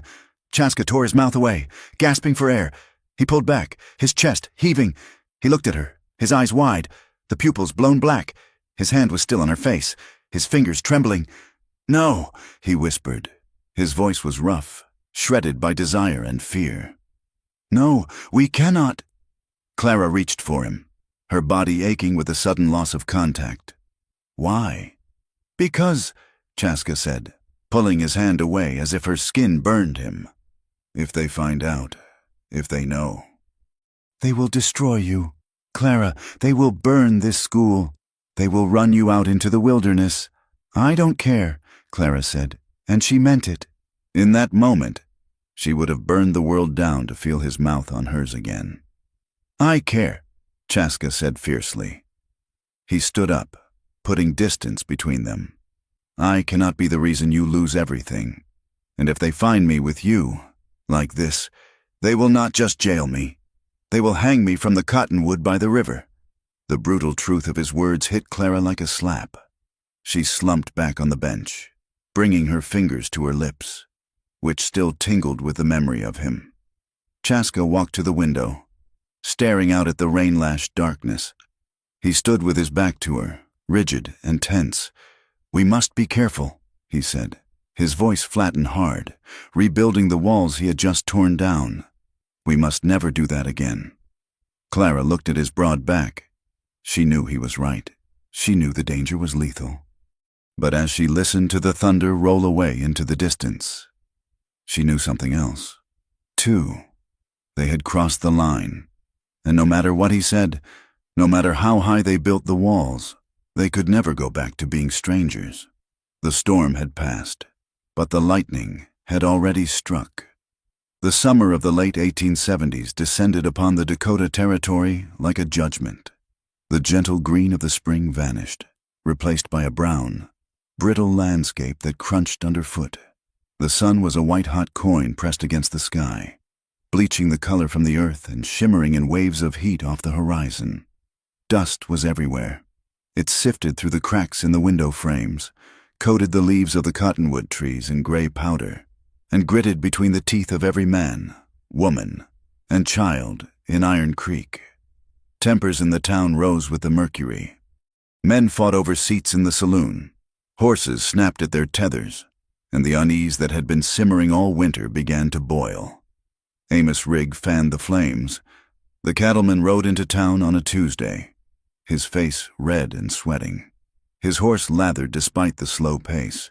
He marched straight to the fort, demanding an audience with Colonel Bragg. 30 head, Rigg bellowed, his voice carrying through the open windows of the commander's office to where Chaska stood in the dusty courtyard. 30 head of prime beef, gone in the night. And I know who took them. Chaska stiffened. He was repairing a stirrup leather for one of the cavalry mounts, a menial task assigned to keep him busy.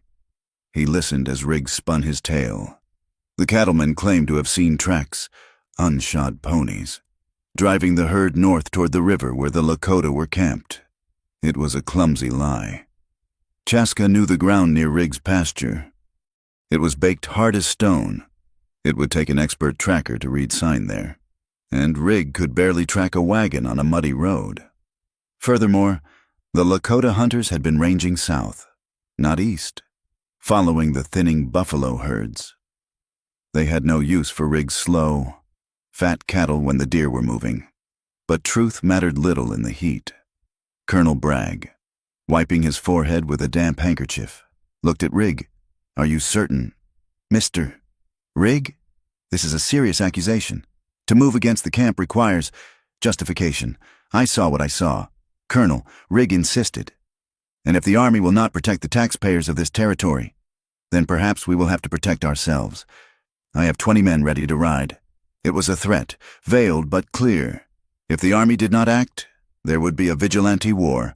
Bragg, fearing a bloodbath that would look bad in his reports to Washington, capitulated. "We will conduct a search," Bragg said wearily. "If we find the cattle, or evidence of them, we will make arrests." Chaska dropped the stirrup leather. He walked to the door of the office. "Colonel," Chaska said, his voice steady despite the pounding of his heart, "let me ride ahead. Let me speak to the elders. If there are cattle there, which I do not believe, I will bring them back. Do not send the soldiers in force. It will cause panic." Lieutenant Hayes, who had been leaning against the wall cleaning his fingernails with a knife, looked up. He smiled, a cold, thin expression. "Send the fox to warn the henhouse?" Hayes asked. "I think not. You will ride with us. Translator, we need you to tell them to surrender the stolen property, or to tell them to say their prayers." The order was given. A detachment of 40 men, heavily armed, would ride at dawn. It was called a search operation, but every man checking his carbine knew it was a raid. News traveled fast in a small town. Clara Hayes heard it at the mercantile while buying cornmeal. The gossip was vicious and excited. Mrs.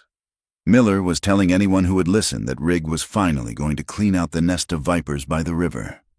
Clara felt a cold knot of dread tighten in her stomach. She left her basket on the counter and walked out into the blinding sunlight. She had to do something. She could not ride to the camp. She had no horse of her own, and to rent one now would arouse too much suspicion. She saw Lieutenant Hayes coming out of the barber shop, smelling of bay rum and confidence. He adjusted his hat, checking his reflection in the window. "Lieutenant," Clara called out, hurrying across the dusty street. Hayes turned, his expression shifting from vanity to a mocking politeness. "Ah, the other Mrs. Hayes. To what do I owe the pleasure?" "I heard about the operation," Clara said, breathless. "Lieutenant, you must listen. This is a mistake. The Lakota are starving." "They have not taken the cattle. I was there 3 days ago to bring medicine. There is no beef in that camp." Hayes laughed softly, dusting a speck of lint from his sleeve. "You were there." "Were you?" he said, his voice dropping to a sneer. "You spend a great deal of time with our red brothers, don't you, Clara? Some might say too much time." "I am telling you the truth," Clara said, ignoring the insult. "Rig is lying. He wants that valley for grazing. If you go in there with guns, innocent people will die." "Innocent?" Hayes raised an eyebrow. "They are savages, my dear. They understand only force. And frankly, your sentimentalism is becoming tiresome.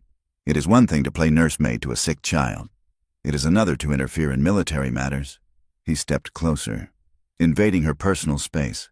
"Go back to your schoolhouse. Clara, teach the alphabet, sew a quilt, leave the fighting to the men, and take a piece of advice. Stop worrying about the Indian.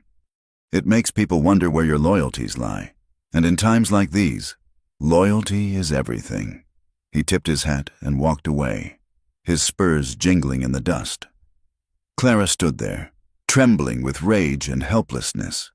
She watched him mount his horse and ride toward the fort. She realized then that the cruelty was not accidental. It was the point. The raid began at high noon, when the sun was directly overhead, stripping away all shadows. The soldiers crested the ridge above the Lakota camp, a long blue line against the brown grass. Chaska rode near the front, flanked by 2 privates who had been ordered to watch him. His chest felt constricted, as if an iron band were tightening around his ribs. He looked down at the camp. It was peaceful. Women were scraping hides near the river. Children were playing a game with sticks and a hoop. Smoke curled lazily from the tops of the lodges. There were no cattle. Colonel Bragg raised his hand. "Forward, walk." The column descended. The sound of jangling bits and creaking leather alerted the camp. Dogs began to bark. The women stopped their work, shading their eyes. Warriors grabbed their weapons, rushing out of the lodges, but they did not fire. They stood in front of the women and children, waiting. Rig and his men were riding with the soldiers as civilian scouts. As they neared the camp, Rig shouted, pointing toward a stand of brush near the horse herd. "There! I see the brands!" It was the signal. Before the colonel could give an order, Rig's men spurred their horses, charging the camp, firing their pistols into the air. Panic erupted. The women grabbed the children, running for the river. The warriors raised their rifles, but the soldiers, reacting to the gunfire from Rig's men, opened fire as well. "Stop!" Chaska screamed, kicking his horse forward. "Stop! There are no cattle!" A private grabbed his reins, jerking his horse back. "Stay in formation! Indian!" Chaska watched in horror as the discipline of the army crumbled into chaos. Rig's men were not looking for cattle. They were looking for destruction. One of them threw a lit torch onto the dry canvas of a lodge. The fire caught instantly, roaring up the side of the teepee. The wind carried the sparks. Within seconds, 3 lodges were burning. The screams of the women cut through the crackle of rifle fire. Chaska saw his sister, Winona, stumble out of her burning lodge, dragging her son. She fell, choking on the smoke. "Winona!" Chaska roared, He drove his heels into his horse's flanks. The animal surged forward, breaking the private's grip on the reins. Chaska galloped through the confusion, dodging a soldier who swung a saber at him.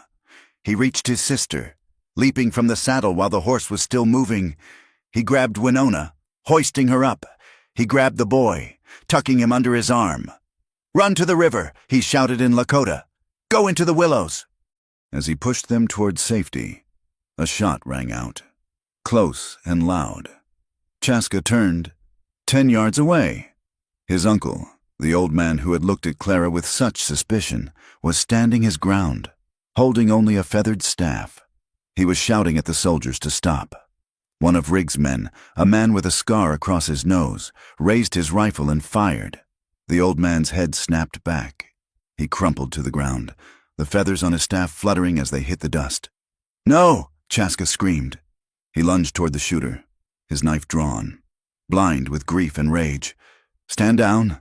Lieutenant Hayes was there, his revolver pointed at Chaska's chest. 2 soldiers tackled Chaska from behind, slamming him into the dirt. They pinned his arms, pressing his face into the ash and dust. "He attacked a civilian!" Hayes shouted. "I saw it! Restrain him!" Chaska struggled, spitting dirt, watching the flames consume his home. He watched Riggs' men riding through the smoke, whooping like demons. He saw the body of his uncle lying still in the dirt, a small red pool widening beneath his head. The raid ended as quickly as it had begun. The camp was in ruins. Half the lodges were burned. The Lakota had fled into the brush. Hayes walked over to a clump of bushes near the edge of the camp. He reached in and pulled out a fresh cowhide, branded with Riggs' mark. "Look at this." "Colonel," Hayes said, holding up the bloody skin. "They butchered the evidence. It was fresh, too fresh. The blood was still wet.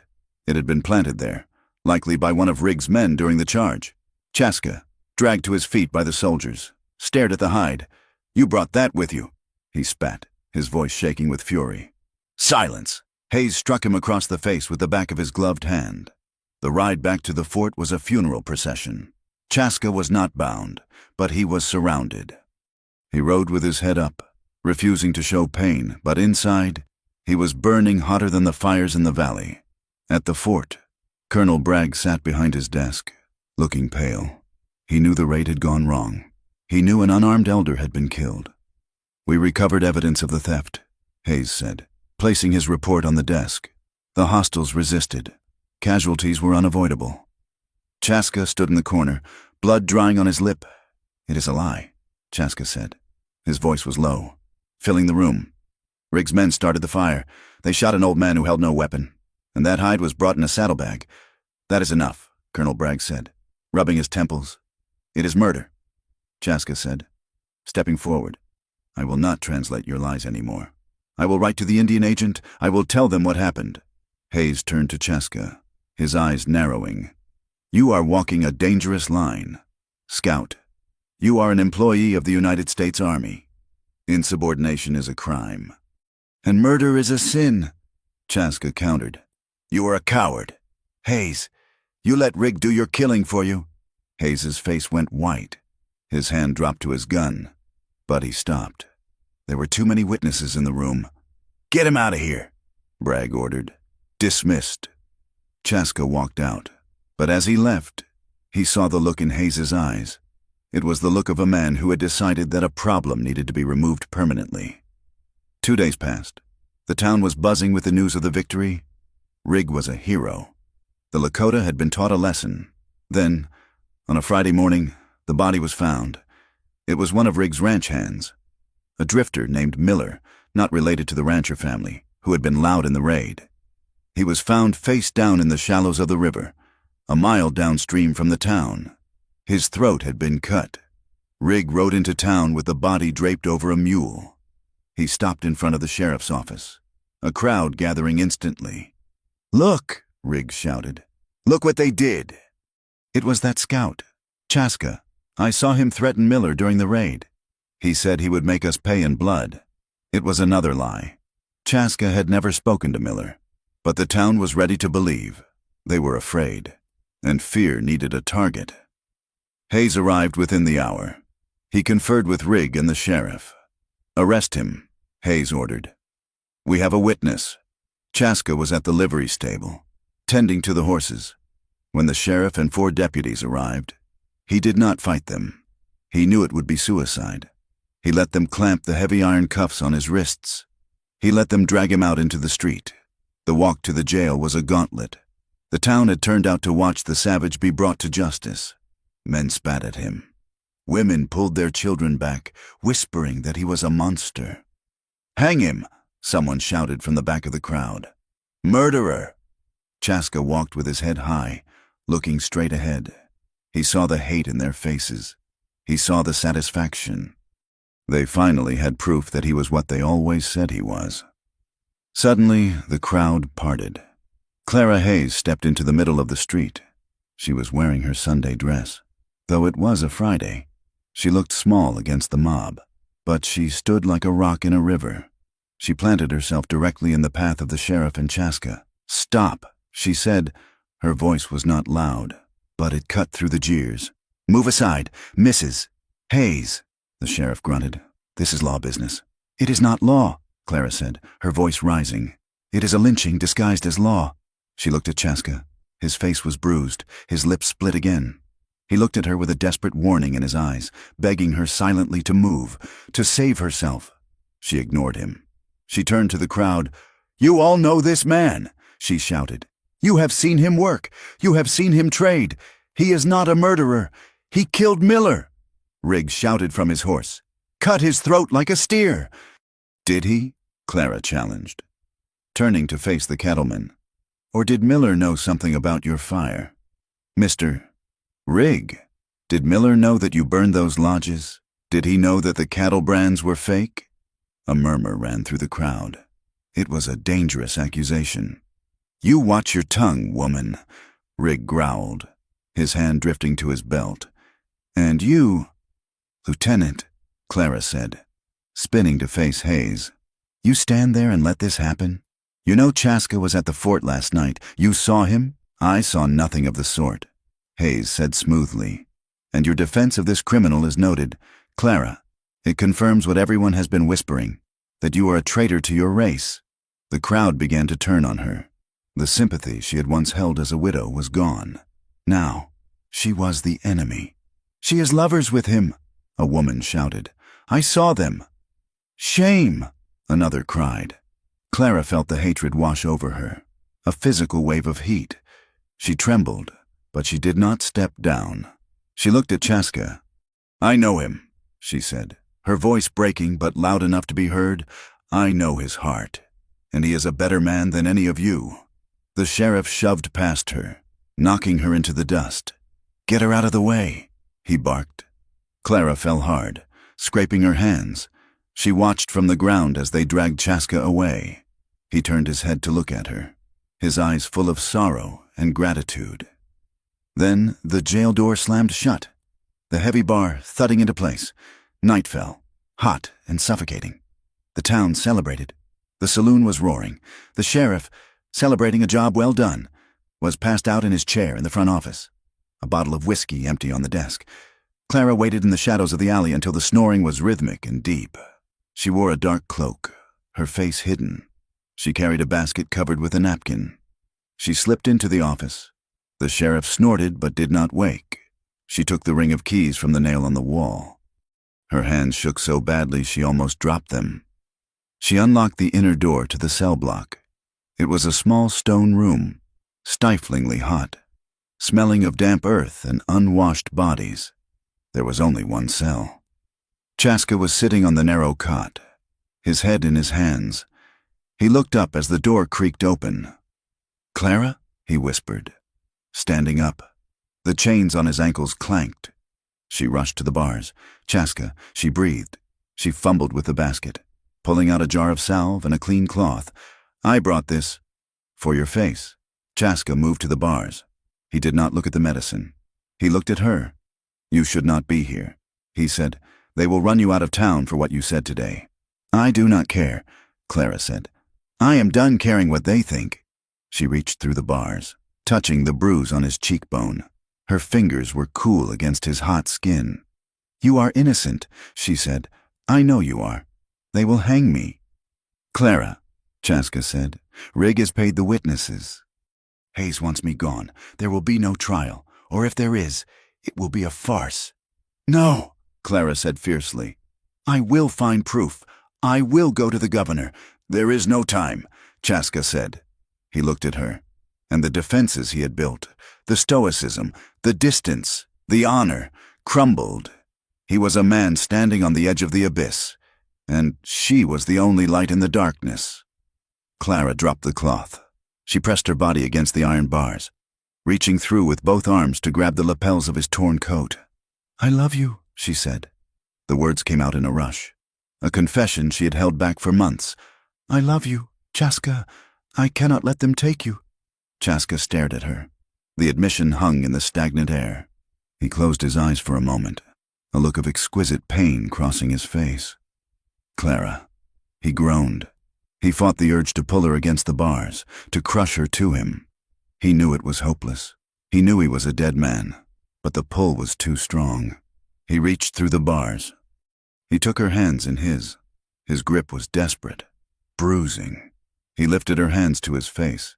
He kissed her knuckles, then her palms, burying his face in her hands. "I have loved you since the snow," he whispered against her skin. "I have loved you every day." Clara felt his tears wet her palms. She pressed her forehead against the cold iron bar, and he did the same on the other side. They were separated by 3 inches of metal and 1,000 miles of prejudice. But in that moment, they were one. "Listen to me," Chaska said, pulling back to look into her eyes. His face was fierce. "If they kill me, you must leave. Go back east. Do not stay here. They will destroy you. I am not going anywhere without you." Clara vowed. "Promise me," Chaska demanded. "Promise me you will be safe. I promise I will save you," Clara said. She pulled his head down and kissed him through the bars, a desperate, salty kiss that tasted of goodbyes. Then she heard the sheriff stir in the other room. "I have to go," she whispered. She pulled her hands away, her fingers trailing lingeringly over his. She locked the cell door, replaced the keys, and slipped out into the night. Chaska stood in the dark cell, listening to her footsteps fade. He touched his lips where she had kissed him. He felt the cold iron of the shackles on his wrists. But for the first time since the raid, he did not feel alone. He felt a terrified, dangerous hope, and he knew that if he was going to die, he would die loving her. The Dakota sky turned a bruised and angry purple, the color of a healing wound.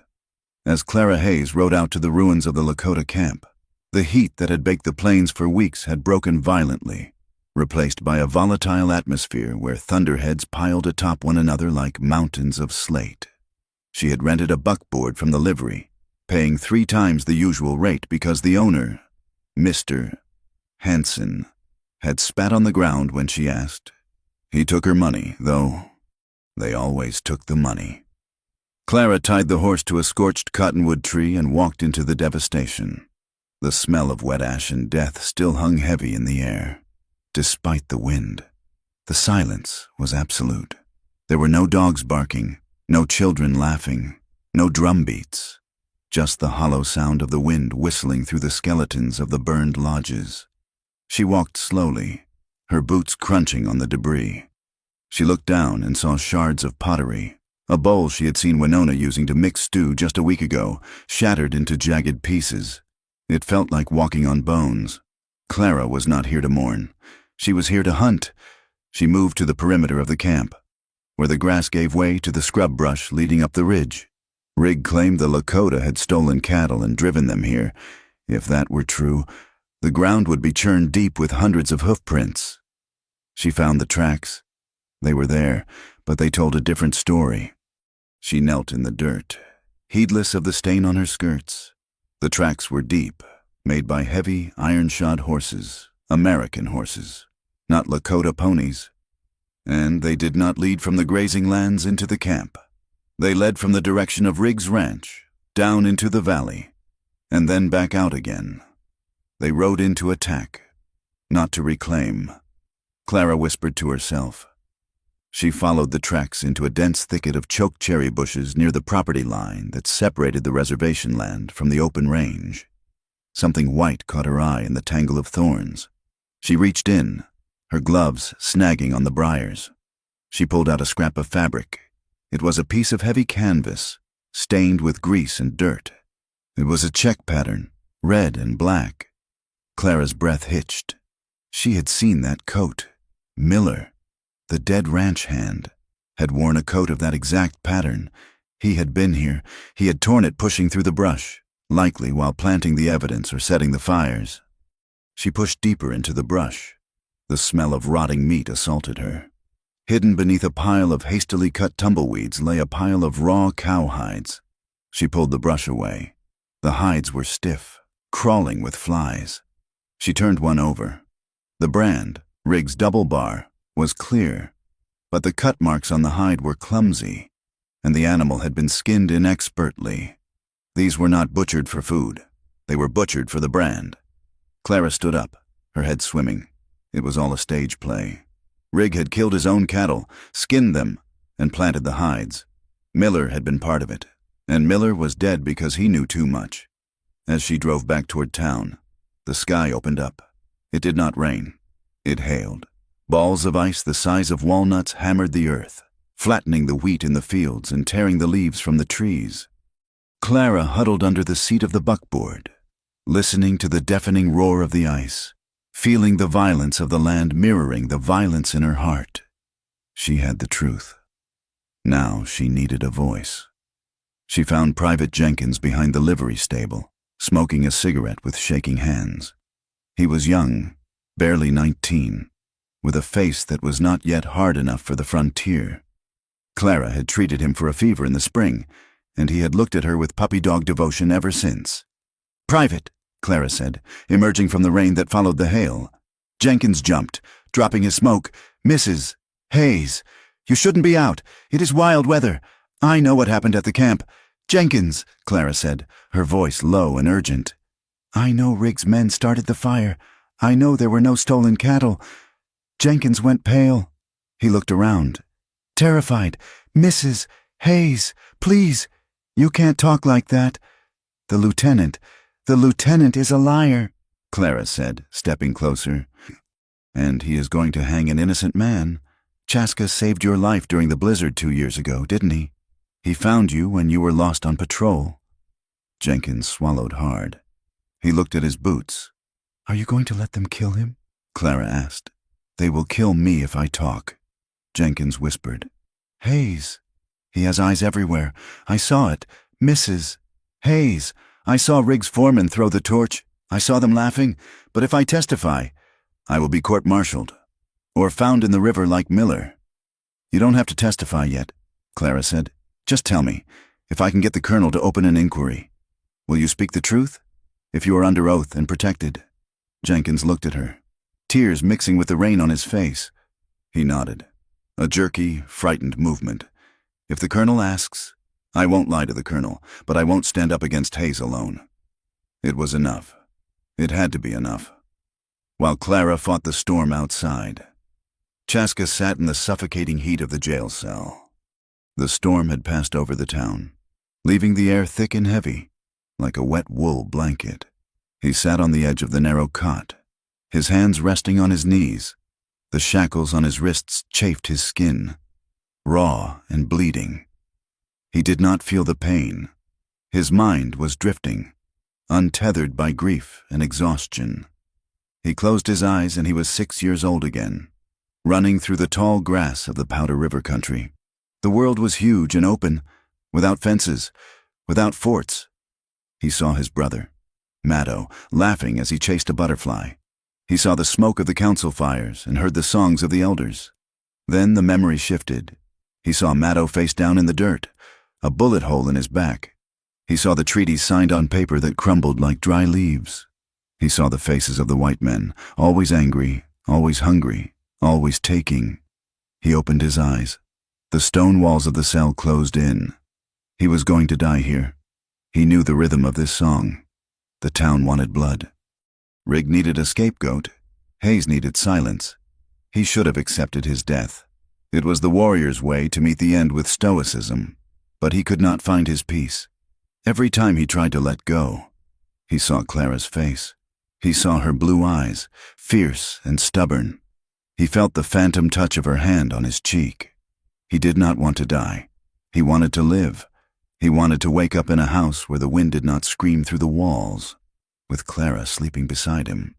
The desire was a physical ache, sharper than the iron on his wrists. The sun went down, turning the cell into a box of shadows. The outer door opened. Chaska did not look up.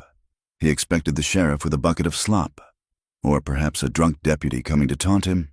"Good evening, Sheriff." The voice made Chaska's head snap up. It was Clara.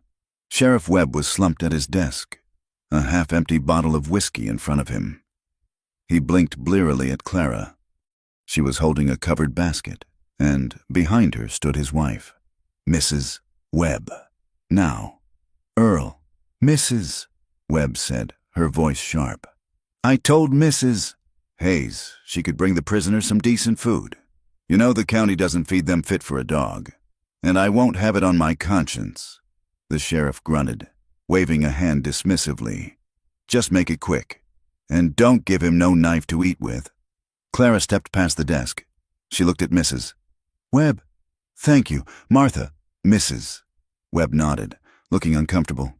"Just be quick, Clara." Clara moved to the cell door. The sheriff had left the keys on the hook. Mrs. Webb nudged her husband. "Earl, come on back to the house. I have supper ready. Let her feed him. I gotta watch," the sheriff mumbled, his head lolling. "You can watch from the chair, Mrs. Webb said, rolling her eyes. She signaled to Clara with a quick, nervous gesture. 5 minutes. Clara took the keys. Her hands were steady now. She unlocked the heavy iron door. It swung open with a groan of rusted hinges. She stepped inside. Chaska stood up. The cell was so small that she was instantly in his space. The air in the cell was stale, smelling of old straw and sweat. But when she entered, she brought the scent of rain and lavender soap. "Clara."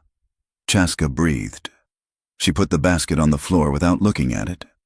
She turned to the door, pushing it mostly closed so the sheriff, if he looked up, would see only the iron bars, not the two of them huddled in the corner.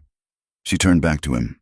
In the dim light filtering from the hallway lantern, her face was pale, her eyes dark with an intensity that frightened him. "I found it," she whispered. "I found the cloth from Miller's coat at the camp, and the hides. They were planted. Chaska." She reached out, her hands hovering near his chest. "I have a witness," she said. "Private Jenkins. He saw them start the fire." Chaska looked at her. She was risking everything. Every second she stood here, she was tightening the noose around her own social standing, her own safety. "You are crazy," he murmured, shaking his head. "You are a crazy, stubborn woman." "I am your woman," she said. The words hung in the air, absolute and undeniable. Chaska's resolve shattered. The fear of death, the caution of years, the walls of race and culture, they all dissolved in the heat of that small, stone room. He reached for her. His shackled hands came up, cupping her face. He pulled her to him, and she came willingly, crashing against his chest. Their mouths met in a collision of desperation. It was not gentle. It was a starving thing. Clara's hands gripped the lapels of his coat, pulling him down. Chaska's arms went around her, crushing her ribs, lifting her off her feet. He spun her around, pressing her back against the rough stone wall, his body shielding her from the door. He kissed her throat, her jaw, her mouth again, drinking in the taste of her. Clara gasped, her fingers tangling in his long hair. She felt the cold metal of his chains against her neck, a contrast to the searing heat of his skin. "I thought I would never see you again," she whispered against his lips. "I am here," he groaned. "I am here." He lifted her effortlessly, swinging her away from the wall and toward the small, wooden table bolted to the floor. He set her on the edge of it. Stepping between her knees, his hands moved to her hips, gripping her waist through the fabric of her dress. His thumbs dug in, anchoring her, anchoring him. "Don't move," he commanded. His voice was a low rumble, barely a breath. It was a command born of necessity. The table creaked, the chains clanked, but it trembled with a raw, terrifying desire. Clara froze, her hands gripping his shoulders. She looked down at him. His face was turned up to hers, open and vulnerable in a way she had never seen. His eyes were black pools of want. "Don't move," he said again, softer this time. "If we make a sound." He did not finish. He leaned his forehead against her chest, his breath hot through the cotton of her bodice. Clara could feel his heart hammering against her own. She wrapped her legs around his waist, pulling him closer, defying the space between them. For a minute, 60 seconds that stretched into an eternity, they just existed, held together by fear and love in a cage of stone. It was the most intimate moment of Clara's life. She felt the strength of his thighs, the roughness of his hands, the desperate, jagged rhythm of his breathing. She wanted him. She wanted to lie back on that hard table and let the rest of the world burn down around them. She wanted to claim this fragile, forbidden thing and make it real. Chaska pulled back slightly. He looked at her mouth, swollen from his kisses. He looked at the pulse fluttering in her throat. "We cannot," he whispered, his voice sounding like it was being torn from his throat. "Not here, not like this." Clara nodded, tears spilling over her lashes. "I know." He rested his forehead against hers. "You must go," he said, "before he wakes." Clara slipped off the table. Her legs felt weak. She smoothed her skirt, though her hands were trembling violently. "I will bring the proof tomorrow," she said, her voice regaining its steel. "The hearing is at 10 o'clock. I will make them listen." Chaska took her hands one last time. "If it goes wrong," he said, looking deep into her eyes, "if Hayes turns it, promise me you will walk away. Do not go down with me." "I am not walking away," Clara said. "I am walking through it. With you." She kissed his palms, turned, and slipped out the door. She locked it behind her, the click of the mechanism sounding like a gunshot in the quiet office. The sheriff snorted and shifted in his sleep. Clara walked out into the night, the taste of Chaska still on her lips, ready to go to war. The town hall was packed. The air inside was stifling, a mixture of unwashed bodies, tobacco smoke, and anticipation. Dust motes spun in the hard beams of sunlight that cut through the high windows, illuminating the grim faces of the townsfolk. They had come for a show. They had come to see the savage condemned. Colonel Bragg sat at a long table at the front of the room, looking uncomfortable in his dress uniform. Beside him sat the town magistrate, a man named Henderson who owed Rigg money. Chaska sat on a stool to the left, still in chains. He looked at the floor, his face impassive. Rigg took the stand first. He wore a clean suit and an expression of righteous indignation. He spun his tale with practiced ease, the missing cattle, the hostile intent, the savage murder of his man Miller. "He is a dog that bit the hand that fed him," Rigg declared, pointing a thick finger at Chaska. "We tried to live in peace, but they only understand blood." The crowd murmured in agreement. Then Lieutenant Hayes took the stand. He was smooth, articulate, and deadly. He corroborated Rigg's story, adding military jargon to give it weight. He painted Chaska as a dangerous radical who had infiltrated the fort to spy for his people. "We found the stolen hides," Hayes said, holding up his hands. "The evidence is irrefutable." When it was Clara's turn, a hush fell over the room. It was not a respectful silence. It was heavy with judgment. Clara walked to the front. She wore her best black dress. She carried a small bundle wrapped in paper. "Mrs. Hayes," Colonel Bragg said, "you asked to speak. Make it brief." Clara turned to the room. She did not look at Chaska. She looked at the faces of the people she had lived with for 3 years. "I went to the burned camp," she said clearly. A ripple of shock went through the crowd. "I found these." She unwrapped the bundle. She held up the piece of red and black check cloth. "This cloth was found in the brush near the reservation line. Clara said, 'It matches the coat worn by Mr. Miller. The tear is fresh.'" She reached into the bundle again. "And I found tracks," Shod horses, riding from the Rig Ranch, attacking the camp, and riding back. Lies, Riggs shouted, standing up. She's lying to protect her lover. Sit down. Mr. Rig, Bragg barked. Continue, Mrs. Hayes, I spoke to a soldier, Clara said, her voice shaking but gaining strength. A man who was there. He admitted that he saw Riggs' men start the fire. He admitted there were no cattle in that camp until your men planted the hides. Name him, Hayes demanded, stepping forward. If you have a witness, produce him. He is terrified of you, Lieutenant, Clara said, turning to face him. Because he knows what happened to Miller. Miller didn't die by Lakota hands. He died because he knew the raid was a fraud. Hayes laughed. It was a cold, ugly sound. This is pathetic, he said. A woman's fantasies. Colonel, are we really going to listen to this? Everyone in this room knows why she is doing this. He turned to the crowd, spreading his arms. Look at her. A white woman. A widow. Debasing herself for a savage. It is not justice she wants. It is him. Her judgment is clouded by unnatural affections. The room bristled. The insult was clear. Clara stood very still. She felt the shame trying to take root, trying to silence her. But she remembered the heat of Chaska's hands on her hips. She remembered the promise. Yes, Clara said. Her voice rang out, silencing the murmurs. I care for him. I do not deny it. The crowd gasped. Mrs. Miller put a hand over her mouth. I care for him because he is honorable. Clara continued, her voice rising. He saved my life in the blizzard. He saved your nephew, Mrs. Gable, when the fever took him. He has served this territory with more dignity than any man in this room.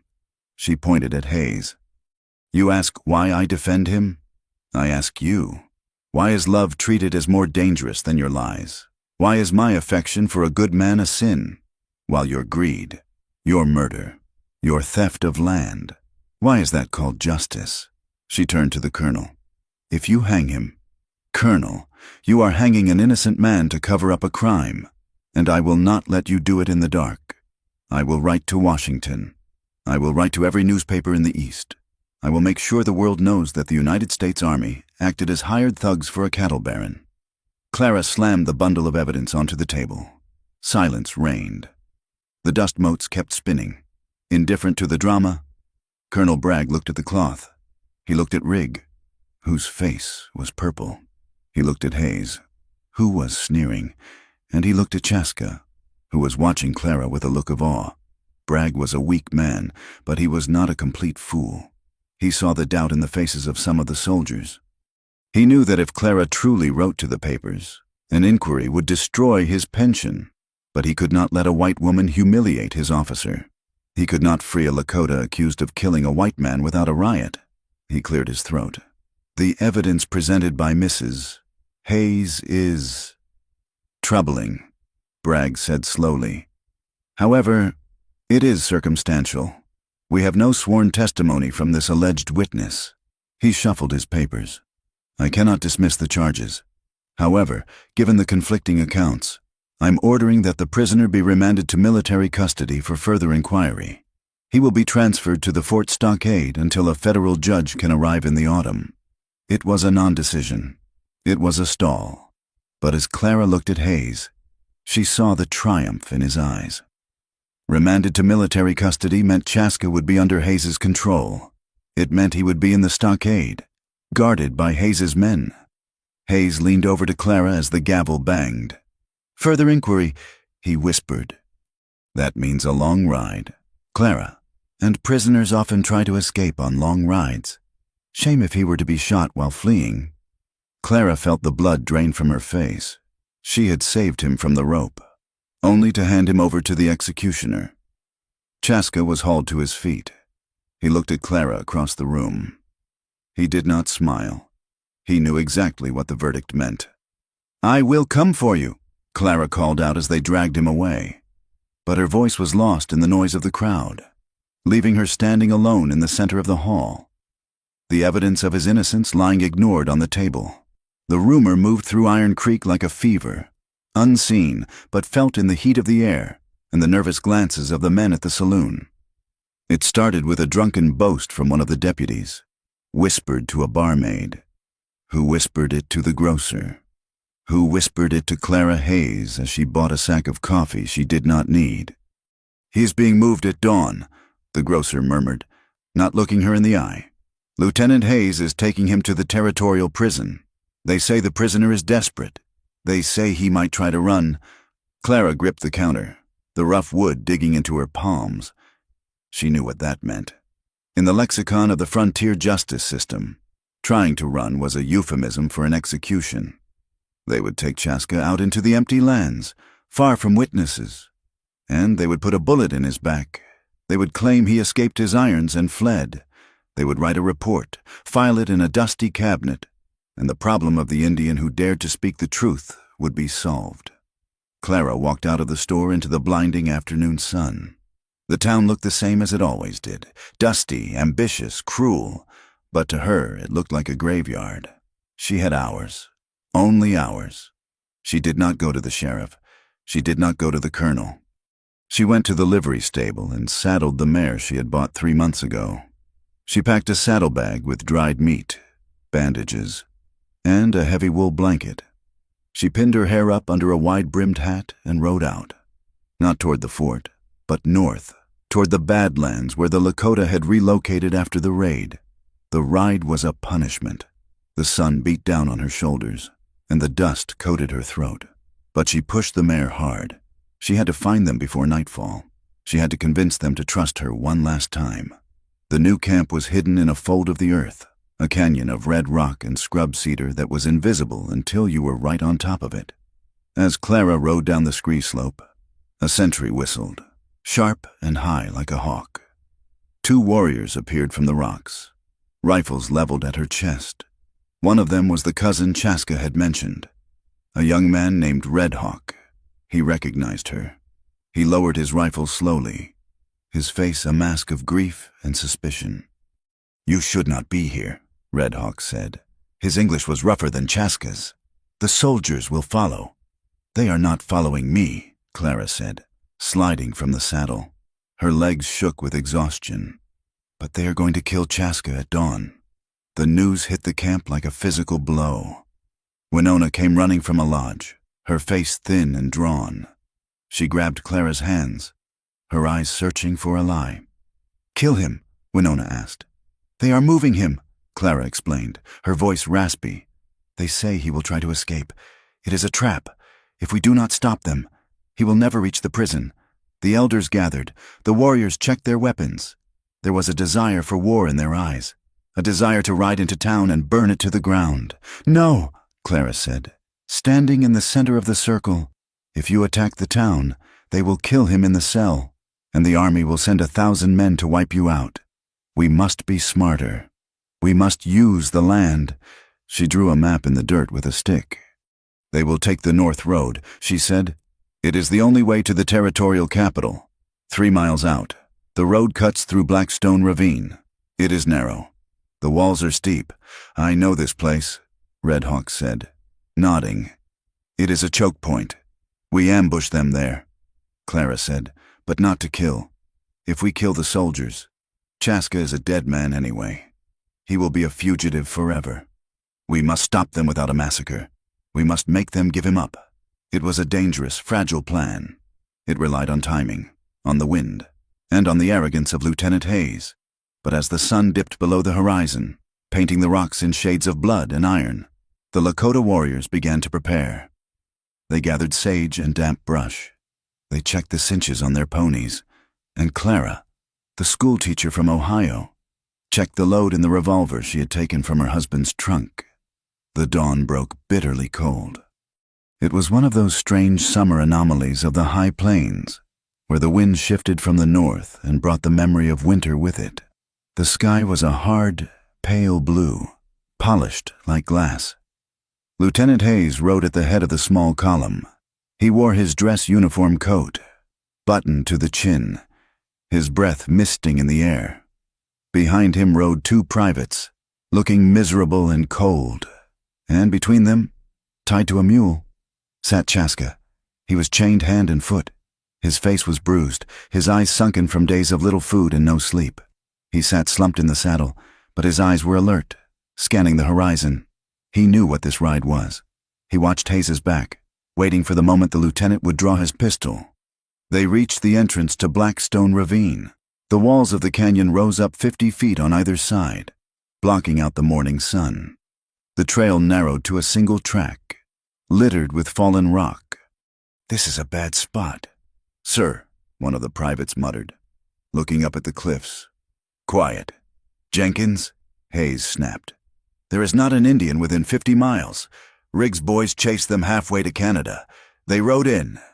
The sound of the horses' hooves echoed off the stone walls, loud and clattering. The wind funneled down the canyon, moaning like a dying thing. Chaska felt the hair on the back of his neck stand up. He looked at the rim of the canyon. A pebble skittered down the rock face. Suddenly, the sky fell on them. It was not rocks, and it was not bullets. It was smoke. Bundles of damp, burning sage and brush were thrown from the cliffs, landing on the trail in front of and behind the column. They burst into thick, choking clouds of white and gray smoke, instantly blinding the horses. The animals panicked. Hayes's horse reared, screaming. The mule Chaska was tied to bucked, throwing him violently to the hard ground. "Contact!" Hayes screamed, drawing his revolver. "Fire at will!" But there was nothing to shoot. The canyon was a swirling milk bottle of smoke. Then came the thunder of hooves. Lakota riders burst out of the smoke, not from the cliffs, but from the hidden crevices where they had waited. They did not fire. They screamed, war cries that curdled the blood, and swung heavy clubs at the soldiers' rifles, knocking them from their hands. In the chaos, Red Hawk leaped from his pony. He carried a heavy hammer and a chisel he had stolen from the railroad camp. He sprinted to where Chaska lay in the dirt, winded and bruised. "Red Hawk!" Chaska gasped. "Hold still!" Red Hawk placed the chisel against the chain connecting Chaska's ankles and struck it with a mighty blow. Sparks flew. The metal groaned but held. He struck again. The link shattered. Chaska scrambled up, his hands still manacled. The smoke swirled, momentarily clearing near the center of the trail. Hayes had regained control of his horse. He saw Chaska standing free of the mule. He saw Red Hawk, and he saw a figure on a mare, wrapped in a black duster, holding a gun. Clara. The realization twisted Hayes's face into a rictus of pure hate. "You!" he screamed. "You traitorous witch!" He raised his revolver. He did not aim at Chaska. He aimed at Clara. "No!" Red Hawk lunged at the lieutenant's horse, trying to grab the bridle. Hayes fired. The shot cracked like a whip. Red Hawk spun around, clutching his shoulder. Blood spraying onto the rocks. He fell hard. Hayes turned the gun back toward Clara. She sat frozen on her mare, her eyes wide. She had come to save them, and now she was looking down the barrel of death. Time seemed to slow. Chaska saw the hammer of the Colt pull back. He saw the tightening of Hayes's finger on the trigger. He saw Clara's face, pale and beautiful and terrified. He did not think. He launched himself, with a roar that came from the bottom of his soul. Chaska threw himself at Hayes. He hit the lieutenant just as the gun went off. The bullet went wild, chipping the stone wall inches from Clara's head. Chaska and Hayes crashed to the ground in a tangle of limbs. The lieutenant was heavy, but Chaska fought with the strength of a man who had nothing left to lose. He smashed his manacled wrists into Hayes's face. Hayes grunted, blood gushing from his nose, but he held on to the gun. They rolled in the dirt, dust and smoke choking them. Hayes brought his knee up, slamming it into Chaska's ribs. Chaska gasped, his grip loosening. Hayes shoved him back and scrambled to his knees, raising the gun for a point-blank shot. "Die, you dog!" Hayes shrieked. Chaska kicked out, his boot catching Hayes's wrist. The gun flew from his hand, skittering across the rocks. Hayes dove for it. Chaska lunged after him.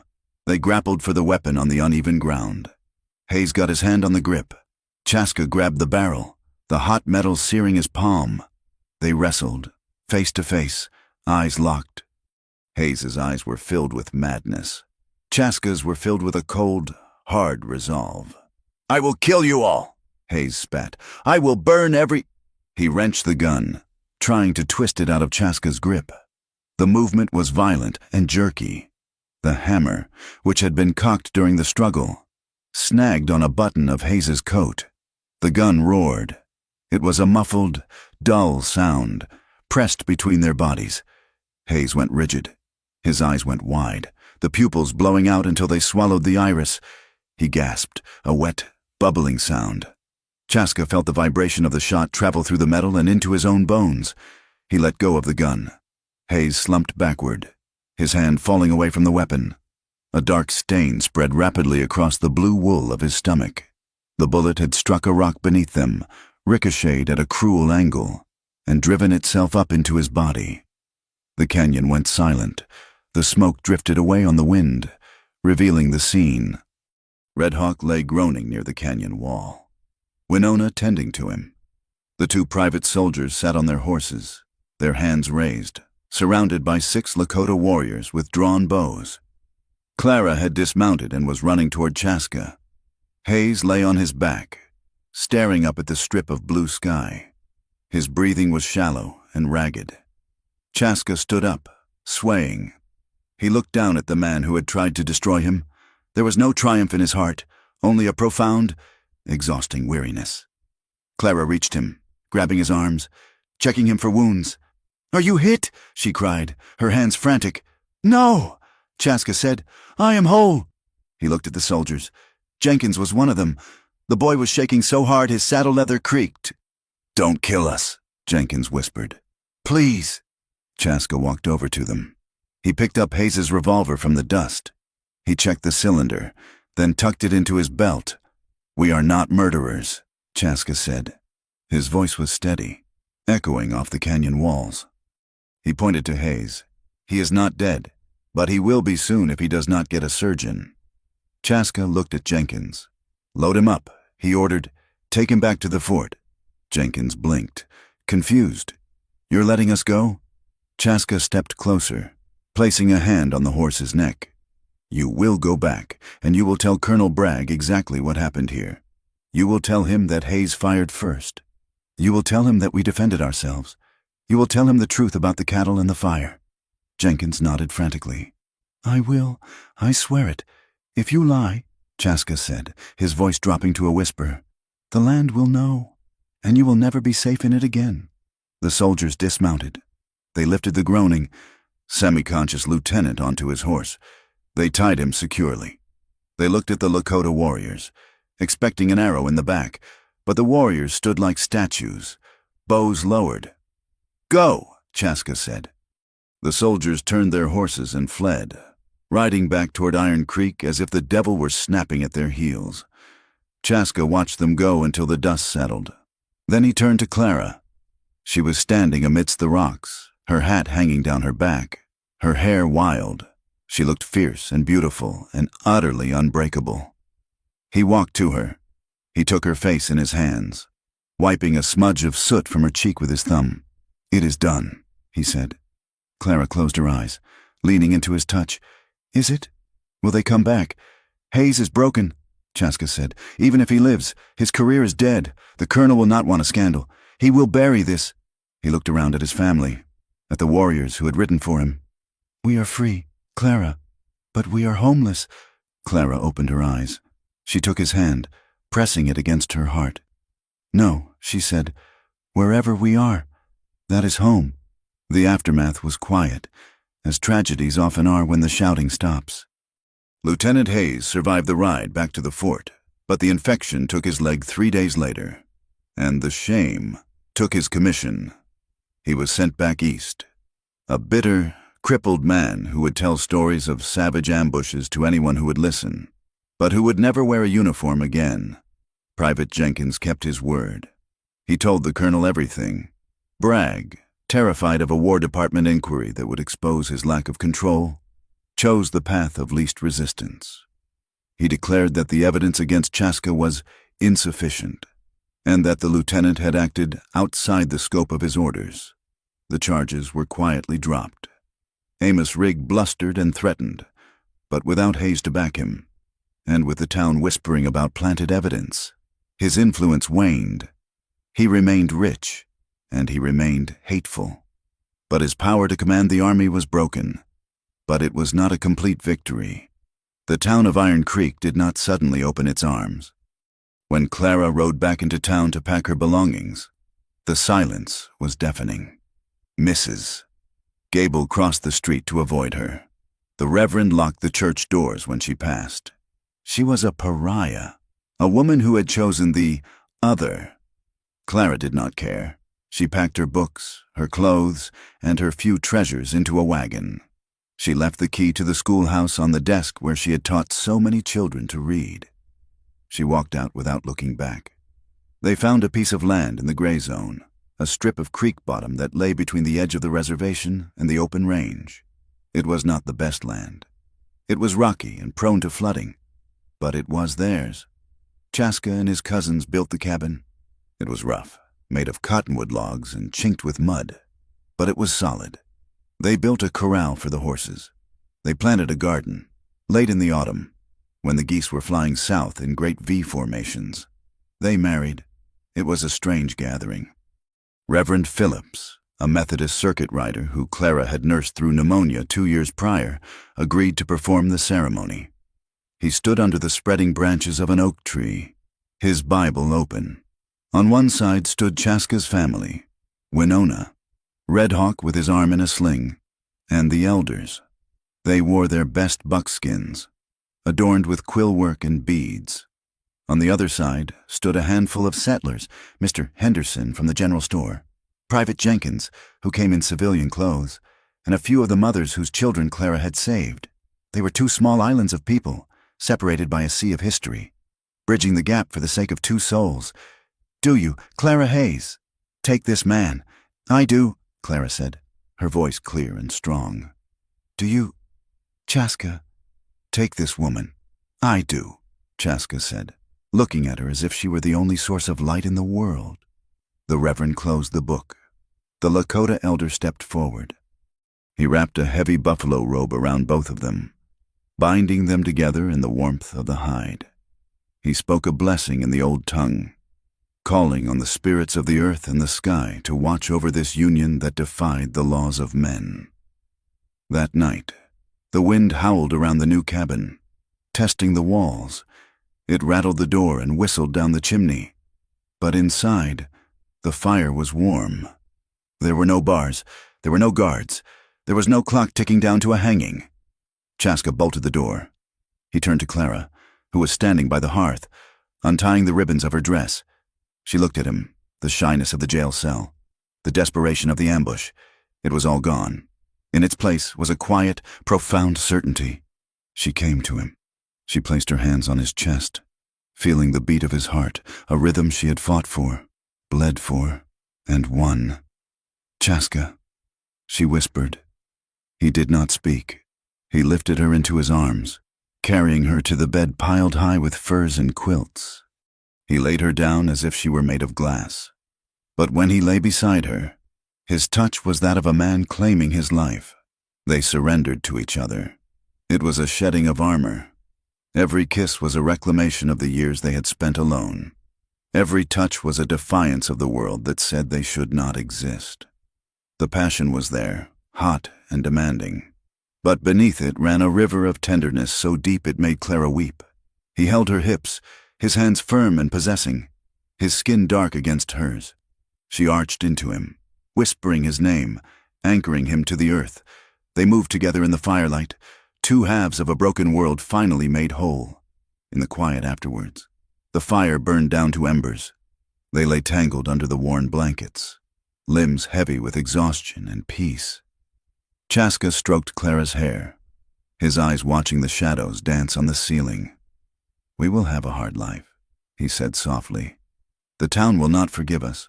The winter will be cold." "We have weathered storms before," Clara said, resting her head on his shoulder. "We will teach." "Teach?" Chaska asked. "I will teach the children," Clara said. "Not just the white children, all of them. Anyone who wants to learn. We will build a school here, a place where they can learn to read and to track. a place where they don't have to choose between two worlds. Chaska smiled in the dark. It is a good dream, and we will plant trees, Clara added. Cottonwoods and apple trees. It will take years, but they will grow. They will have deep roots, like us. Maybe, Chaska said, his hand resting on her stomach. Maybe we will raise a child, one who knows that the land belongs to everyone and no one. Maybe, Clara whispered. They slept then, the sleep of the just and the saved. The final image of their story is not one of battle or courtrooms.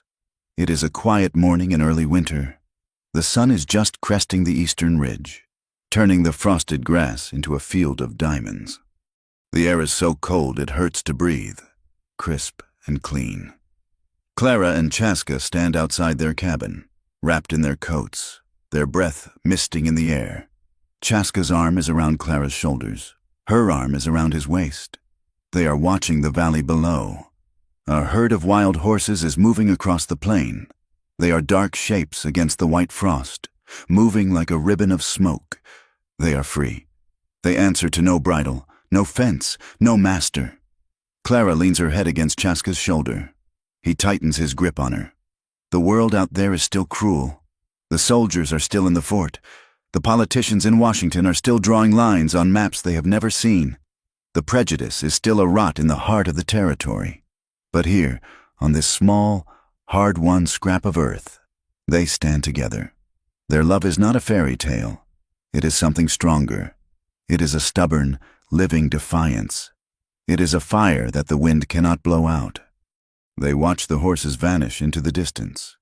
And then, together, they turn back toward the warmth of their home. Thank you for listening to this story of Clara and Chaska. It has been a journey through the dust, the snow, and the fire of the American West, exploring a love that dared to exist in a world divided. I would love to know where you are listening from today. Please leave a comment below sharing your location and your thoughts on the story. Did Clara and Chaska's journey resonate with you? If you enjoyed this tale, please consider subscribing to From Wild West for more stories of the frontier, the history, and the people who shaped this rugged landscape. Share your thoughts in English. I read every comment and value your perspective. Until next time, keep your eyes on the horizon.